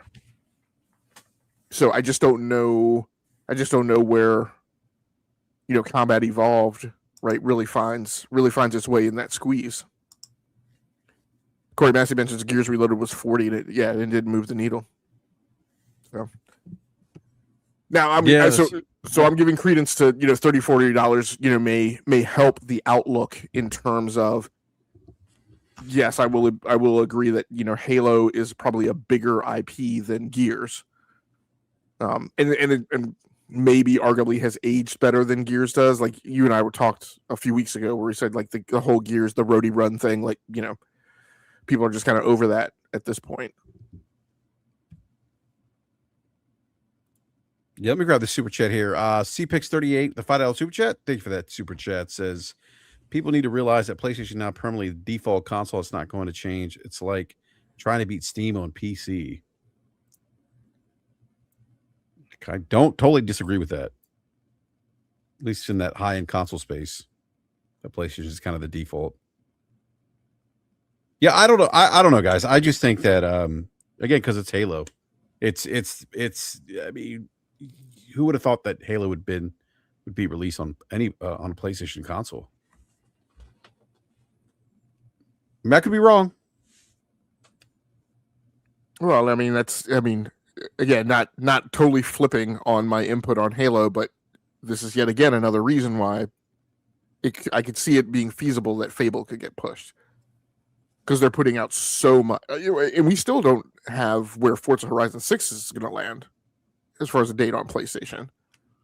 So no, we don't. Yeah, it's a great they just point. have so much they have in the production pipeline that they're going to put out on PlayStation. Yeah, it's going to be hard for Fable to, granted, Fable's popular IP, but it's just them finding a place to stick all this stuff in the face of. And I'm sure it's being reworked and re-wickered right now, right, as they're looking at Starfield not sticking the landing, which is probably upsetting all of their projections that they had lined up for what they thought they were going to do this year.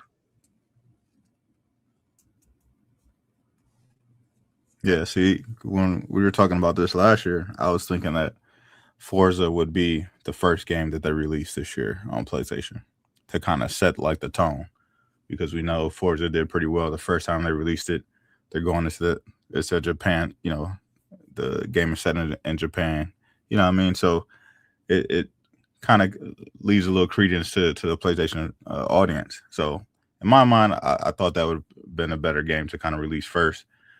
We know what Starfield is, kind of release that after Forza, maybe even closer to the, later spring or early summer release, right around showcase time would have been a better release in my opinion. But now I think, they have to kind of, like Logic was saying, adjust some of their projections, because if they do release a Forza and it doesn't even come close to what the original game does, then what? Everybody's scrambling. Everybody's looking in that office, trying to figure out what's going on, because they may have to rethink their strategy.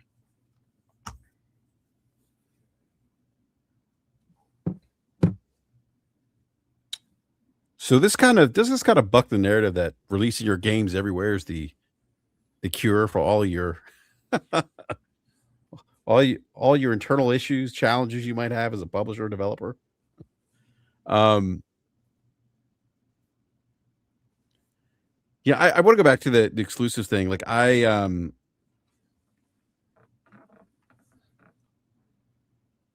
just like, are you guys surprised that like there's reports that they're even discussing this? Because that kind of surprises me a little bit. Assuming this is true. I mean, I accept, and I mean, we're now at a point where you just, you have to choose what you're going to believe and who you're going to believe. I accept, Sneaker SSO's statement that, like, sure, they're always talking about exclusivity. Just like we talked about during the acquisition, when all those things were, well, they thought about buying this, they thought about buying that, and I'm like, yeah, like if you've ever been part of a big company, we're constantly talking about acquisitions. Like, that's true. It's part of the normal business cycle. So that doesn't necessarily translate to action. So I'm sure they're discussing it, and I don't think that there's I am sure that the CFOs and their crew had to put numbers together about and it had to answer data calls on what it looked like if they would do this or that, and I'm sure they've had to do like a dozen different permutations of that. I don't necessarily know that results in them swerving. Yeah, and I don't think it's going to result in them swerving. And that's a great point, Logic. Like, you're right; those conversations do happen quite a bit behind the scenes. Many aren't privy to those conversations, but yeah, I don't. Again, I just don't see them going back. The cat's out of the bag. Like, you don't close that box. I don't see. I liked your analogy about digging to China, and someone said that like most people won't get that kind of analogy or something on Twitter. Right.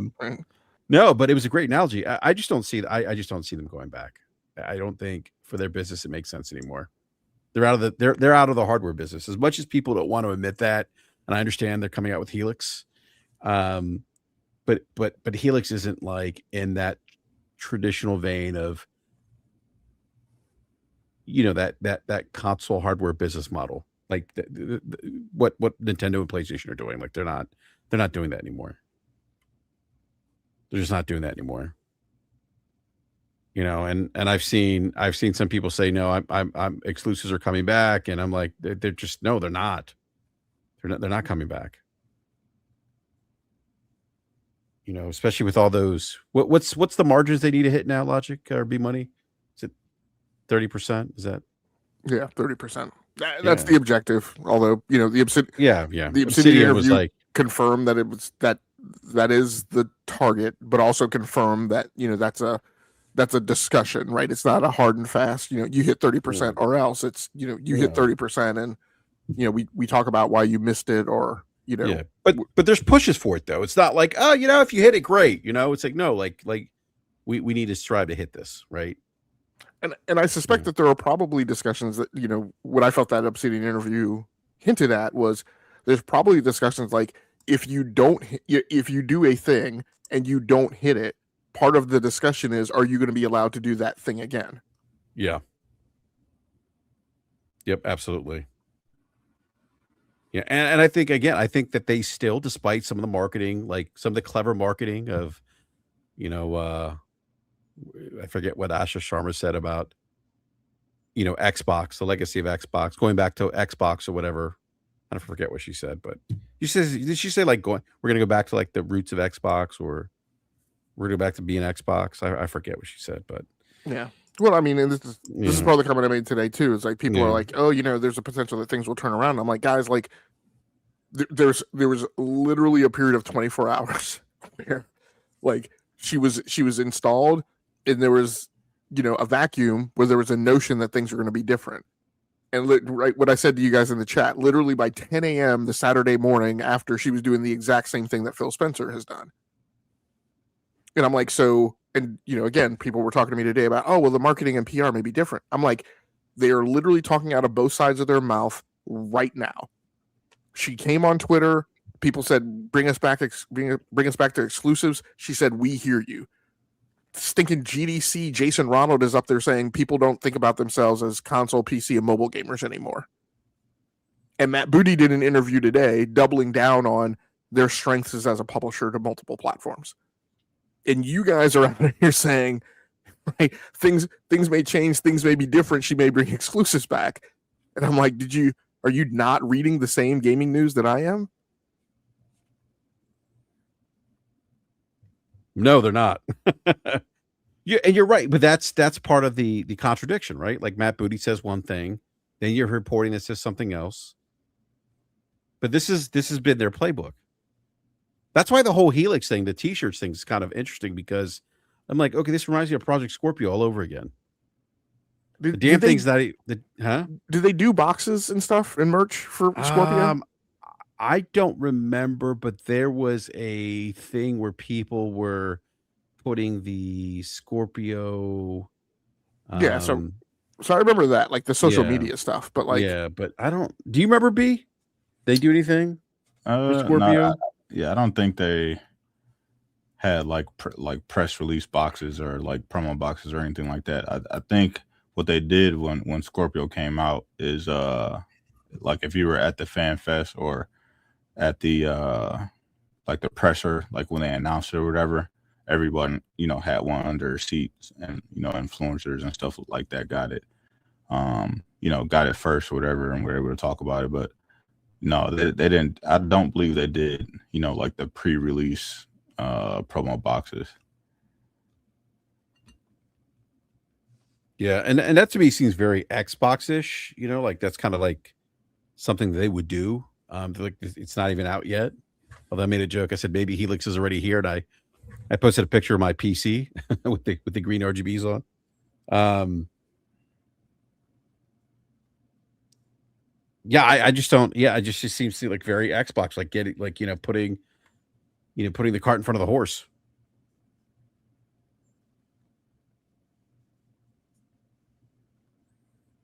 Yeah, and I don't know. Like, I'm not trying to sound overly negative about Xbox. I just think that like the Xbox console business, Xbox hardware, like Xbox that's gone. Like to me, they're just a publisher now. And I think, to your point, Logic, like if they need to focus on just making really not just good games, but great games. Like I think the fan base wants them to kind of turn things around. Kind of remind me of Washington Commanders fans a bit before we got drafted Jalen Daniels. Maybe reminds you of Chicago Bulls be money a little bit. But or the Bears, is that a better? Yeah, more Bears than more anything. Bears. Yeah, I would say more Bears. But it's like, yeah, like they want, the fans want them to turn the business around. But I think you do that, like to your point, Logic, just not just making good games, making fucking great games. Games, like as much as like these guys like shit on like Jeff Keighley in the Video Game Awards. Yeah, go ahead. Sorry to cut you off. When was the last time you think they made a great game? I don't remember. 2000. When was, so I think we pulled this thread a couple years ago. Wasn't their last number one charter on NPD? Wasn't that State of Decay 2? 2018? I'll look that up. I don't know. I just think when I mean great, I mean like something that's going to move the needle, right? Either like going to move the needle culturally in gaming or commercially, or just resonate in a way that gamers are just talking about this game, can't stop talking about, can't stop playing it. A game that's critically acclaimed, a game that receives tons of awards. What studio do they have over there? Do you think that can make that? I don't know, B. I don't know. I used to think Bethesda. I think that's the problem. I used to think Bethesda, but I don't think Bethesda. I think Bethesda, that ship has sailed. I think the Bethesda model, Todd Howard, the design philosophy is a bit antiquated in 2026. I think it was great, like 20 years ago, 10 years ago, 360 generation. Yeah, I don't know, B. That's a great question. I think the only, just based on the stuff that they have announced right now, I think Clockwork Revolution is probably the game that has the highest potential, and then and Fable is probably right behind that, as far as like being able to release a game that can kind of crack the sound barrier and put everybody's eyes on it. And I think the only way that you do that is the game has to release day and date across multiple platforms, and it has to be reviewed very well. And I think those two games, as far as everything that they currently have released, are probably the only two games that can be really good to great. And I think Clockwork Revolution, just based on everything that we've seen and what they've talked about the game, probably has the highest potential of the games that they have announced. Everyone else, I know a lot of people love Bethesda games. Like, I've never been high on Bethesda proper games. Like, I just don't care about it. Like, those games don't do anything for me. So I know like a lot of people love those games and things like that. But for me, those games have been stuck in purgatory for 10 years now. Like all the Elder Scrolls, Fallout, and even like all those games are on the same playing field to me. And they all kind of, they're in different settings, but they all kind of feel and play the same. And they haven't really evolved to what people expect from gaming today. And I think that's why even, they put all this blood, sweat, and tears behind Starfield, and they thought, it was going to be their next big thing, and it was, going to be the gaming generation and all that. And it kind of just came out, and it was good. It was cool, but it wasn't like the game that they thought would, kind of change the industry.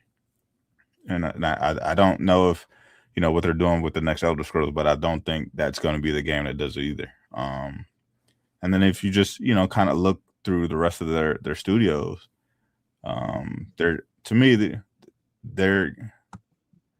they have always wanted to make just good games.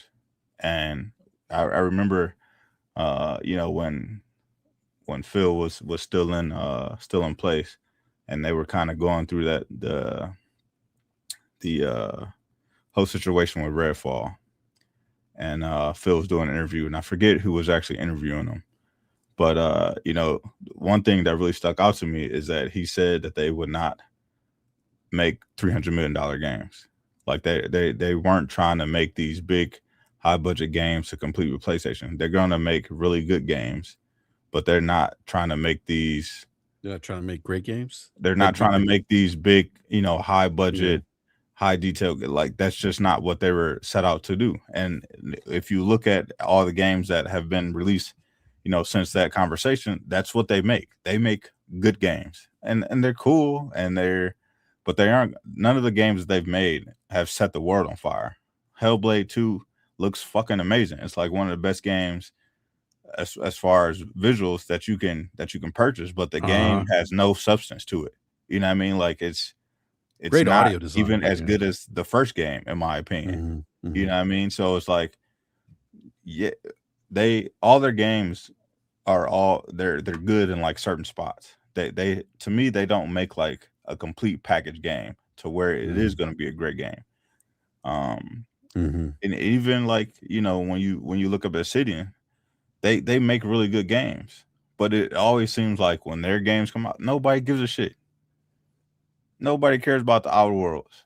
You know what I mean? Like, yeah, Grounded, did pretty well, but it's like, no, Avowed came and went. Like, nobody cared about that game either. So yeah. To me, I think Clockwork Revolution has the highest potential to be a great game. Just based on what they have announced, and we'll see what they announce, this summer. But yeah, but as far as what's out now, that's probably the best one. Yeah, Yeah, no, that game looks interesting. But I'll say this thing. I think not just great games, but consistently making great games. Like a lot of people like will shit on the video game awards and Jeff Keighley, whatever, but I think those things matter. Like those Game of the Year awards, I think those things matter. I think they speak, they serve to the critical reception that a particular game's received, and the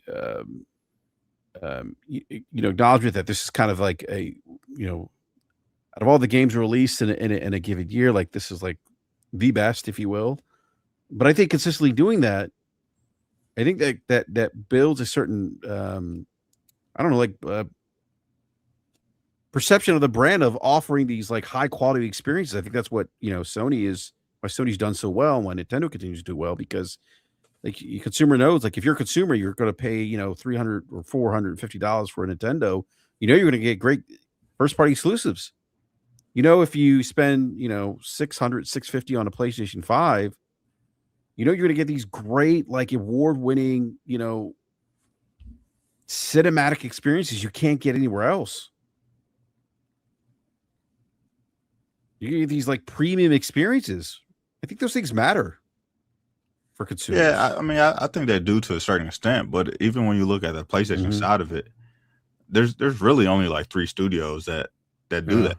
You know what I mean? It's not like they have a whole roster of studios that no, they don't have like do a that. button. And even like people try to hoist PlayStation up because like they had this great generation, last generation. But if you look at like their roster of studios, like Ben released one fucking game, bro. Like Santa Monica basically released one game. They released a remaster, and then God of War 2018 came out, and then we started the next generation. But you know what I mean? Like they. But those were great games though. Like even like I get your point. Like you're saying Santa Monica only released the God of War games, but those were great games. They were like critically acclaimed games. Yeah, they were. Yeah. They also took the entire generation to make. They did take a long time, yes. You know what I mean? So it's like, yeah, you have this great game, but okay, But it took you 6 years plus to make it. Yeah. Like we have not gotten a new Naughty Dog game this entire generation. Well, we won't get one to the end of the next year. Right.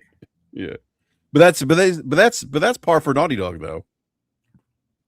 Well, I mean, this generation, last generation, they released Uncharted 4. We got the little spin-off game from Uncharted. I forget the name of it. And then we got Last of Us. Last of Us Part 2, yeah. Last of Us Part 2. You know what I mean? So like it's not like they can't get it done. They just have ran into the hiccups, and now we've gone a whole entire generation without a new game from them. Mm-hmm. We're gonna do the same thing with Ben. Like if it wasn't for what Insomniac has done this generation, what would PlayStation even have? Ghost of Tsushima 2? Like we got to remember the original Ghost of Tsushima released at the end of the last generation. Mm-hmm.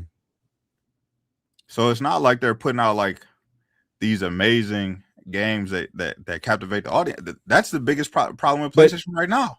Well, if we're comparing PlayStation 5 to PS4 generation, I don't disagree with you. My only point is that that the perception of the brand, because they have released those Game of the Year awards, right, or Game of the Year contenders, right, the GOATYs, if you will, even though they maybe this generation haven't done it as frequently as they did last gen. My only point is that perception is still there because they've done it, and maybe they haven't done it as much as they did last generation, but they have, and so people still remember those things. I don't. I agree with you. My one criticism of them is that they haven't released as many of those must-have, AAA killer apps that make you go out and buy PS5 like they did last gen, right? My only point is kind of parlaying it back to Xboxes into what Game Logic was saying was it's not just good games, it's great games, and I was kind of building off great games and just introducing that the Game of the Year stuff, like those things matter. That critical perception, that the buzz, these games impacting gaming culture, the discussion around games. I mean, we went through this with Expedition 33, right? I mean, the impact that game. I mean, look what it did at the Game Awards. And remember the conversations people were having around that game, the soundtrack, the characters, the story. So, but yeah, but to your point, B, like I don't totally disagree with you on that front that they haven't released as many games. I mean, I'll agree that they, you definitely. I mean, in the way I've kind of characterized it is, at the beginning of the generation, Xbox had a major problem with their production pipeline, in their cadence.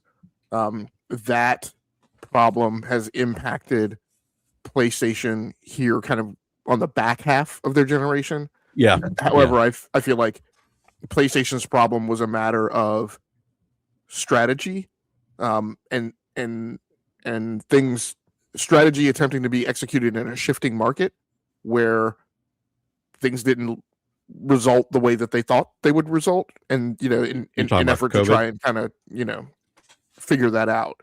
Admittedly, in a space that is not their core competency, in a space where they have not had that talent, whereas the Xbox problem, I mean, as far as I'm concerned, was kind of inexcusable because a lot was made. The thing that always comes up is, oh well, COVID, teams working tough collaboratively. Like we said this in 2020. Right? I'm not giving a pass to the multi-trillion-dollar corporation that literally makes Microsoft Teams and owns GitHub.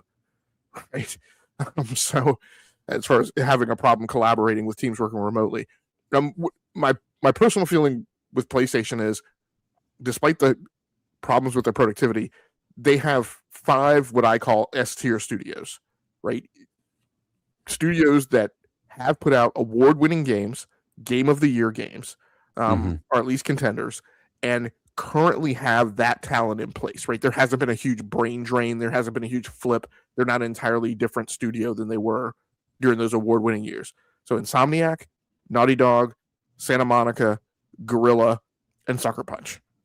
And like I can't name 5 studios that stack equivalently against them at Xbox. And I'll throw in a 6 Polyphony Digital. I tend not to throw them in, but I'll admittedly add them begrudgingly, right, because of the performance of Gran Turismo. But I also typically don't add them in because as many problems with productivity as the other 5 have had, I always say Polyphony just does whatever the fuck it is that they want to do, right? So we'll get a Gran Turismo whenever they feel like it. You gotta add in San Diego. Yeah. I mean, yeah, yes, I could. I don't typically, because I mean, MLB The Show is a thing. Yeah. But like I said, I can't find their equivalents at Xbox. But here's my big problem with Xbox. And yes, I'm going to beat on Matt Booty again.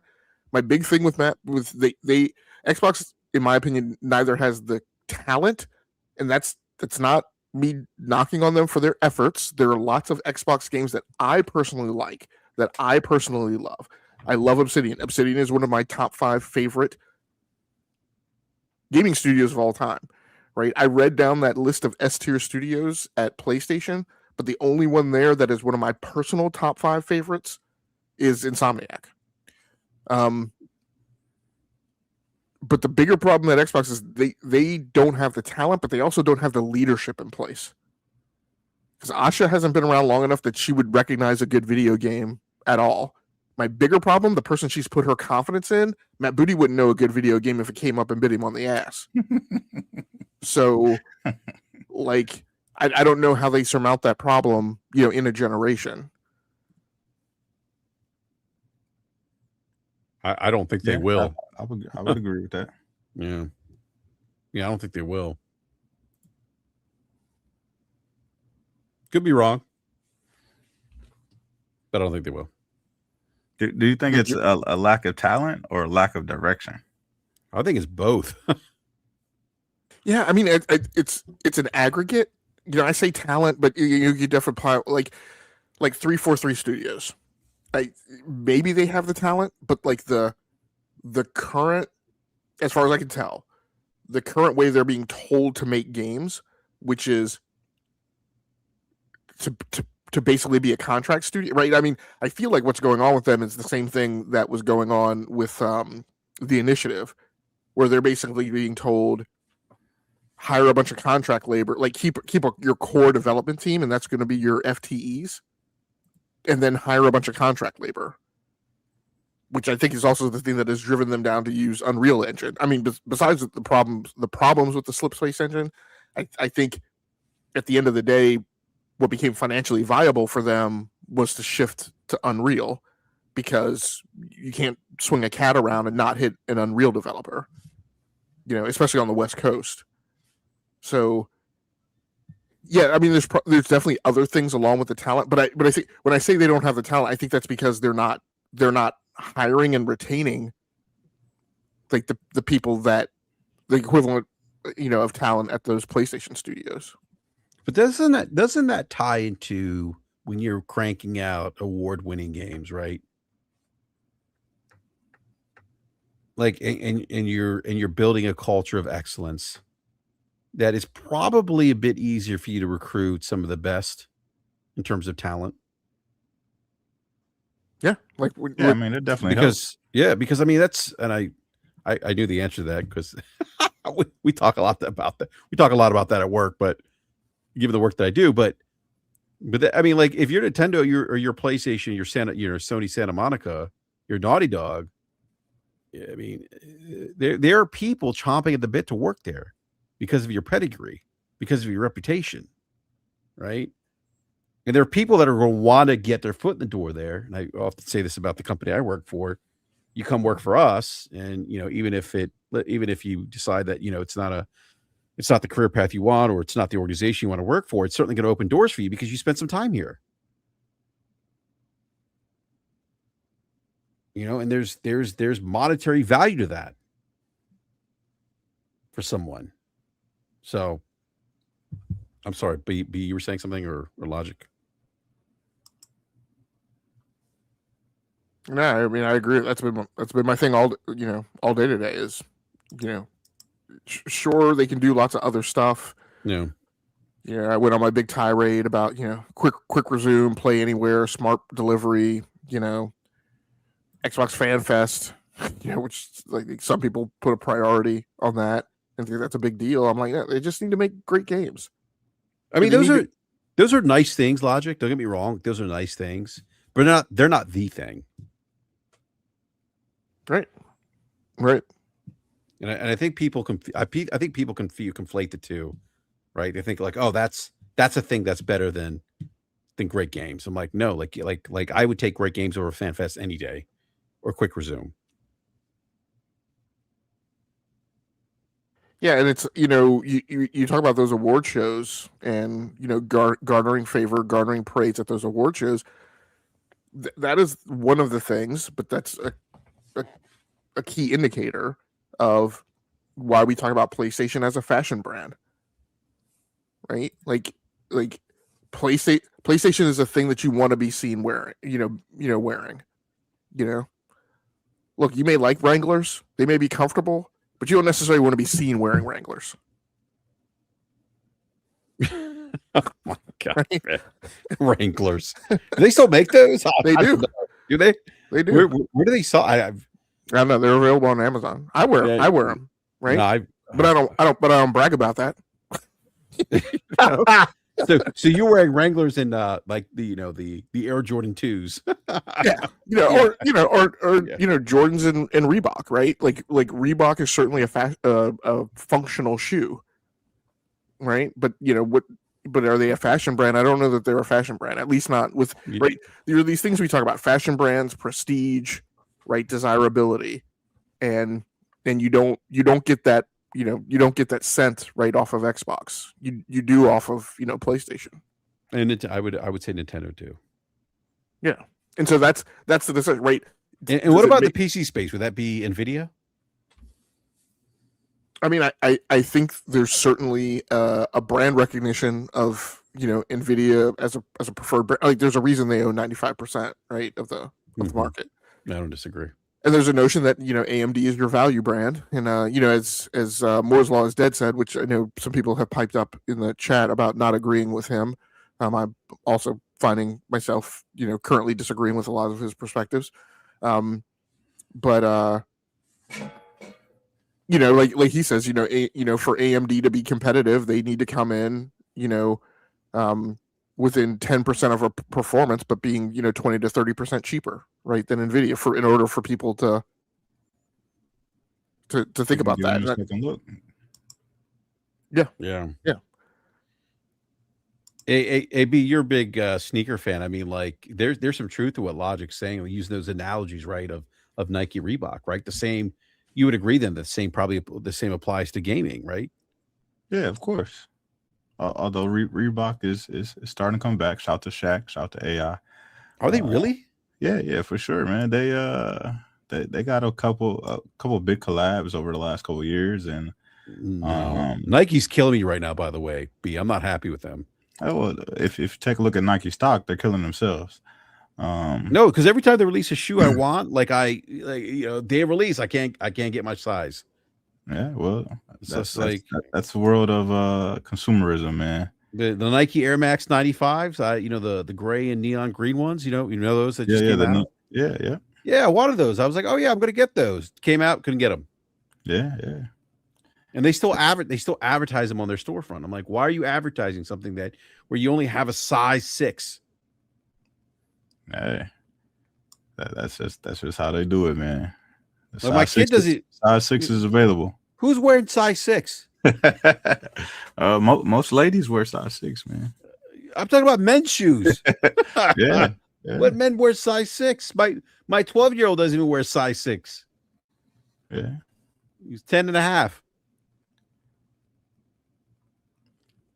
Oh. So one thing in the chat, Otacon Ocelot says, what do y'all think about Moore's Law is Dead's last podcast where Colin talked about Helix not having been confirmed to have Steam? They only say other leading storefronts. So as far as I can tell from the reading I've done, Otacon, that is correct.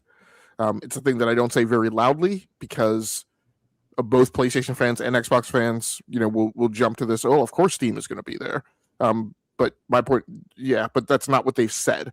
That Helix brief said preferred storefronts, which what that says to me is that there's some negotiating, licensing agreements that have to be made on what storefronts will be on Project Helix, and those things are not settled yet, which is why I've said people thinking that they know what storefronts are going to be on Project Helix are way out over their skis because those agreements are not settled yet. Steam will be there. But what if Steam isn't there? What if you can get your Epic storefront? You can get your GOG. You can get storefronts like that. You can get your EA storefront, your Ubisoft storefront. But Steam is like, nah. Yeah, that's a great question, B. I think for me personally, and obviously my perspective on the Helix has changed since I have the ultimate Helix right now. Maybe not the ultimate. I think that probably go to anyone who owns a 5090 like Priscilla and Nate. Or is it? Does the Nate have the 5090 or is that just Priscilla? Logic? I don't remember. I think one of them. But between them, they have a 4090 and a 5090. I think Priscilla's the one with the 5090. So I'm going to say Priscilla has the S tier Helix, but. Because I have my 5080 now, B, I mean, like my perspective has changed when he looks like, if it assuming it did have the Steam storefront, then and I hadn't upgraded, then I'd be considering the Helix because of the Steam storefront, because I'm in the Steam ecosystem. Minus Steam, and I still don't have the 5080. Yeah, maybe I consider it, but it wouldn't be as attractive, but I would still probably consider if it was at a reasonable price. But I'm in a different spot now with the 5080. I think maybe for some people it may not matter, but I think maybe for others who, obviously for those who want Steam or maybe already in that Steam ecosystem, might be a pass for them, in my opinion. And so I know they were having this initiative where they were like the development of their games can work on basically both it's like dual development for like the console and PC. So wouldn't that suggest that most of the games would be like Windows games? Yeah, I mean, as far as I understand, they are. What they've PC. messaged is that their PC is that logic. the GDK will, you'll spool your game for Windows, and then you'll push a button. It almost makes me sick to my stomach to say it. You'll push a button, and Wait, what? I want to explore this a bit more. Because if Yeah, you work go in ahead. software development, you hate using that term, right? Okay, I see. To date, it has never been push a button, right? So are you saying it's never as simple as pushing a button? Right, but Exactly. Yeah. But what Microsoft, this is why it twists my stomach in knots, right? Because these are theoretically software developers, Sure. despite what Moore's Law is Dead said, which is that Microsoft doesn't really have engineers, in comparison to like Epic or Nvidia. They're asserting that you're going to push a button and out will pop your Xbox game. So that so that ostensibly what they are doing is they are shaving down this notion of, well, I'm not going to Xbox because of the level, because the juice isn't worth the squeeze. Right now they're trying to make it, well, there's no squeeze, so now just make your game for Xbox. Make your game for Windows. Yes, make your game for Windows, and we'll do the lift, right, to get the game onto Xbox. Yeah. By the development kit. Yeah, but I think it's Do you think that's going to work though, Logic? As far as like more developers being willing to go through with that process? I think if it's literally push a button, yes. More will be willing to, but not all. Because to me, part of this formula is it's the tail. In kind of what I used to always say, at the company where we were making software to be used by electrical utilities. We went through this transformation point where we were kind of crossing the line from R&D to productization. And then we got into the multiple versions discussion. And I was like, okay, what we need to understand is for every version I have to maintain, it becomes more expensive. Because I got to keep patches in sync. I got to keep features in sync. Now I've got some utility that's on one version of the software that doesn't have all the same features. So when I push a patch for like one, then it's like different for the other, blah, blah, blah, blah. So I think for some people, it's gonna be that, right? It's gonna be, yes, you've made it really easy for me to make an Xbox version, but I also still have to, right? There's some minimal amount of like documentation and administrivia and, pushing the button to go through the publishing thing. I got to sign different agreements. I got to go through the certification process, which is one of the big things that has been like, there's zero governance on Steam, right? You just publish your game to Steam. There's almost zero interference in Steam on the front end of you publishing your game to Steam. Now, Steam will get in your business if you publish your game to Steam and there's a problem with it, like it's retroactive. But that certification process can take months with Xbox. And so, great, you're making a push button for me to crank out the version, but I still got to go through the certification process. So all of that, like administrivia, when I'm making pennies on the dollar, I don't want to be bothered with that. And then again, I go back to, sorry, what is probably admittedly at this point just my curmudgeonly perspective. It's never that easy. Whenever somebody asserts that it's just push a button, because they asserted that it was going to be push a button this time with the Series X and S, and it's not. And it's right. Like it's not minutes or day or a day of additional effort, right? It's significant amount of additional engineering effort to make the different versions. So I just don't know that it's going to work this time either. Yeah. I'm just trying to wrap my mind around their strategy and what they're really trying to go for with Helix. Because if there is truly different storefronts, then why would you do that? Like, what is the actual purpose of that? You're encouraging your consumer to purchase games elsewhere where you likely won't make any money from it. Well, Yeah, that's a great point, B. I think a lot of us have been asking that same question. I know I've Yeah. asked on the show, like, why would you discourage? Because you make money off your storefront. Why would you cannibalize that? Potentially cannibalize it. Well, Like, yeah, there's two possibilities, and one is what I said before to Otacon, right? The fact that it's clear that those agreements are not settled yet, which means maybe there's something behind it and there's a reason they're not settled yet. Like your storefront can be on this box, but there's got to be something you give us. And Epic, who has been bullish and saying, "Oh yeah, we're going to be there day one," that whatever that give or that ask is, maybe something Epic is willing to do, but Valve is not yet, right? Or maybe Valve's structure needs to be different in order for them to play ball. yeah. The other problem with Valve is they're putting out, even though I don't like to call these things as competitors, I'll just say at a grand consumer electronics perspective, the Steam machine is going to be a competitor with Project Helix. So I don't know that Valve has a vested interest in signing whatever agreement they're asking for.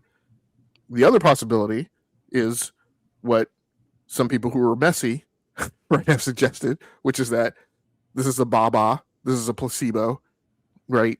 This is the pacifier the diehard fans could suck on to get ready to be transitioned and flipped to PC.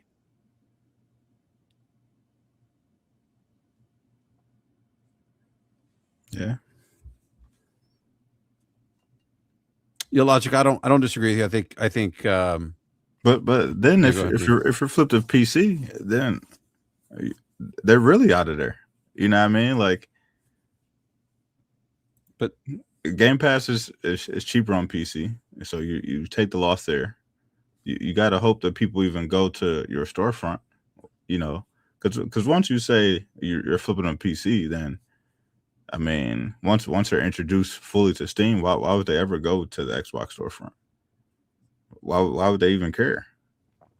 Yeah, I could be way wrong. I mean, part of my thought has been this is really about a battle about operating systems and platforms, and less so about the store, because all their voice track up to this point has been how they're going about improving Windows.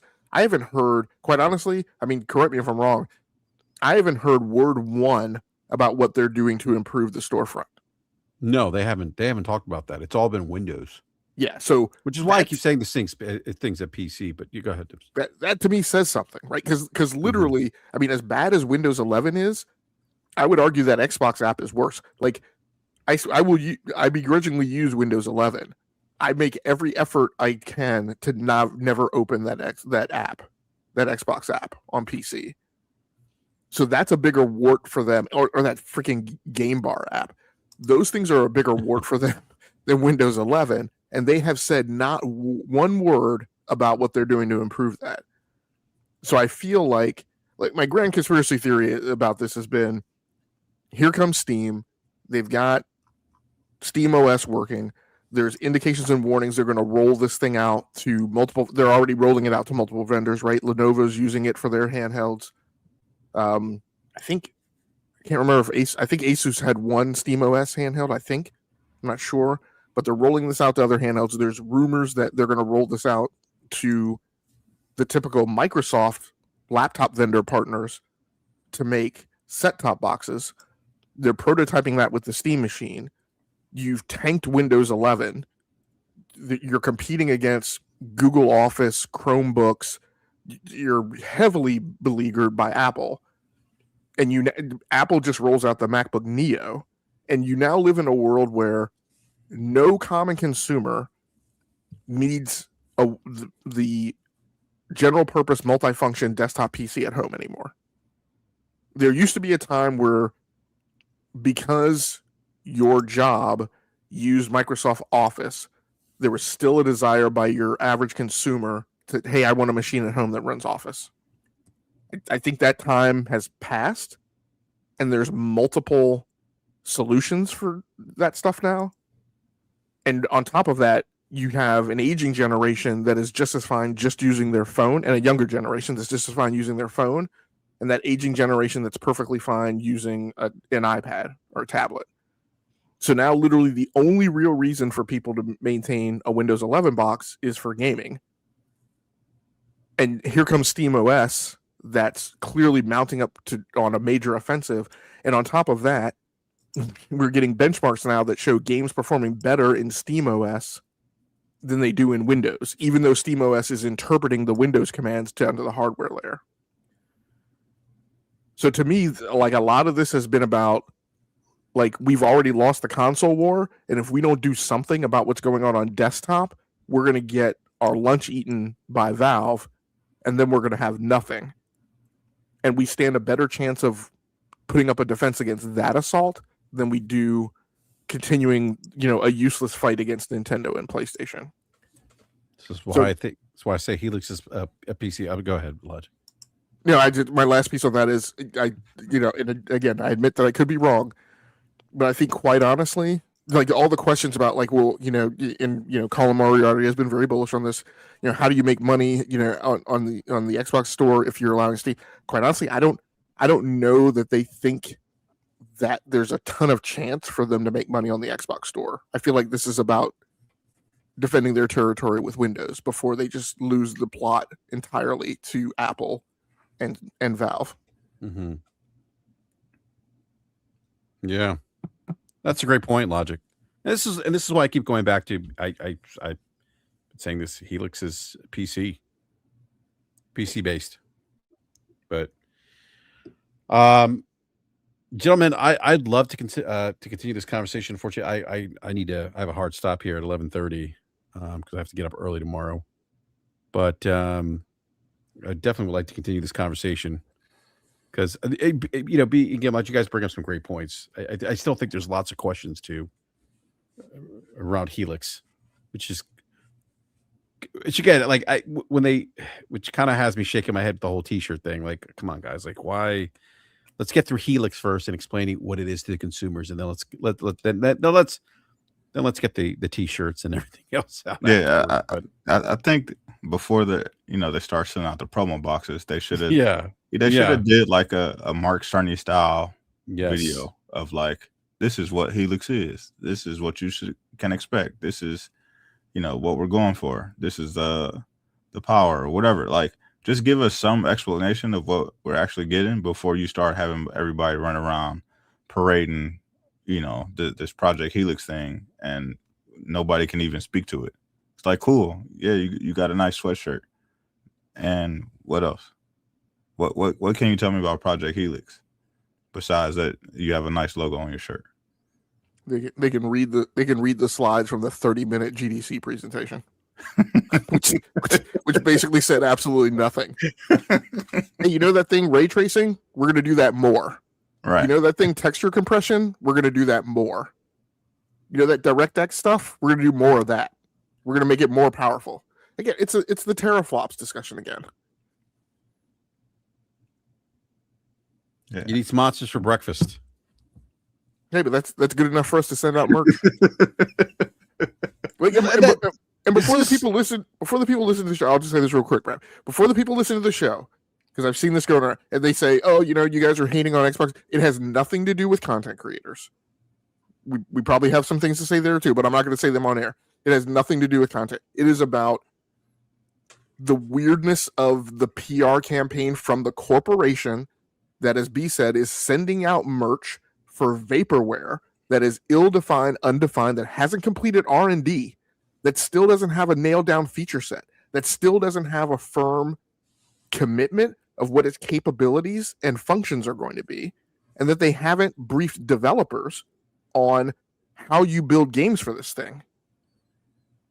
But yet they feel they're on solid enough footing to send merch out to encourage influencers to evangelize a thing that's just, it's like, if you understand how product R&D works, you just know this thing is not done baking yet. I'm sorry, go ahead, Brett. Well, that's my point. Like, it's putting the cart before the horse. It's like, we have all these questions about Helix, and you guys are out here throwing out Helix, gift boxes. It's like, what are we doing? Like, why? This is the Bush League shit that they do that really aggravates me with Xbox, because they do this stuff and then they don't stick the landing. It's like, I feel like I've seen this playbook. It's like, you know what it reminds me of, B-Money? You could probably sympathize with me here. It reminds me of the Dan Snyder era during the Washington Commanders. You know, where they signed those big free agents. It's our year this year. Yeah. It's kind of like that.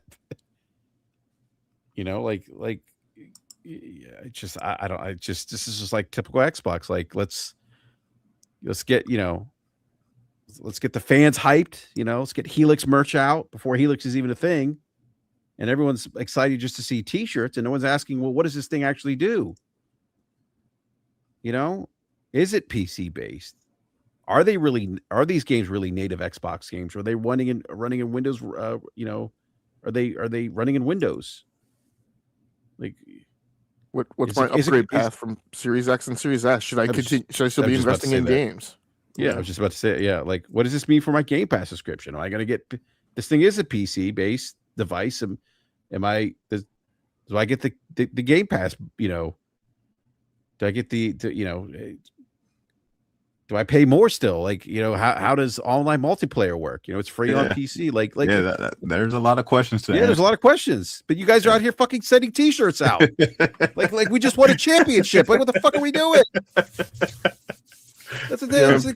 It kills me. Like, people will say, hey, why are you guys hating on like them doing things that make people happy? And I'm like again, the reason is because, in my opinion, it's misleading to consumers. It's getting consumers lathered up about a promise on something that may or may not materialize, that clearly has a bunch of things that they're deliberately, intentionally not saying. Ostensibly, the reason you do that is because some of it is bad news, right? And so they're not talking about it now. And it's one of two things. Either it's because it's uncertain. One of three things. Either it's because it's uncertain, it's bad news, or it's uncertain that it could be bad news. Right?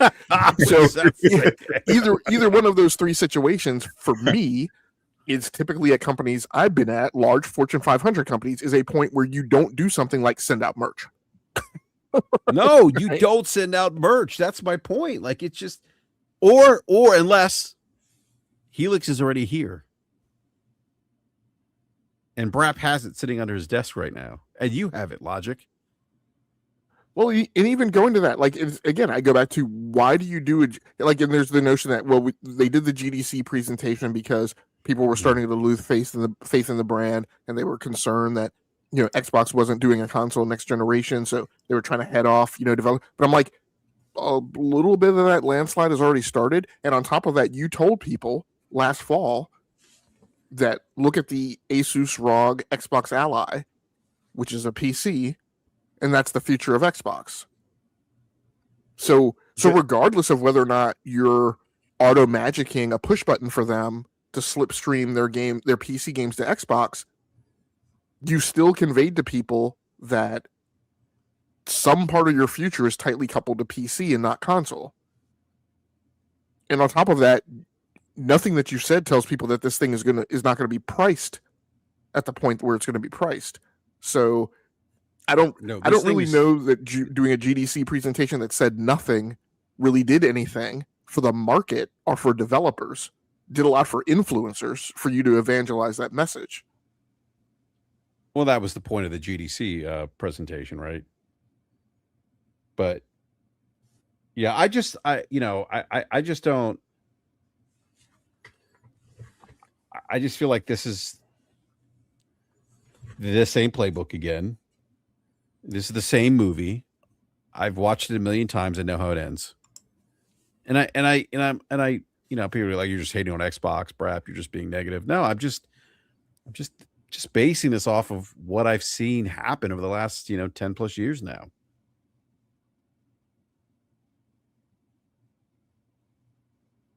Like they just haven't been able to stick the landing.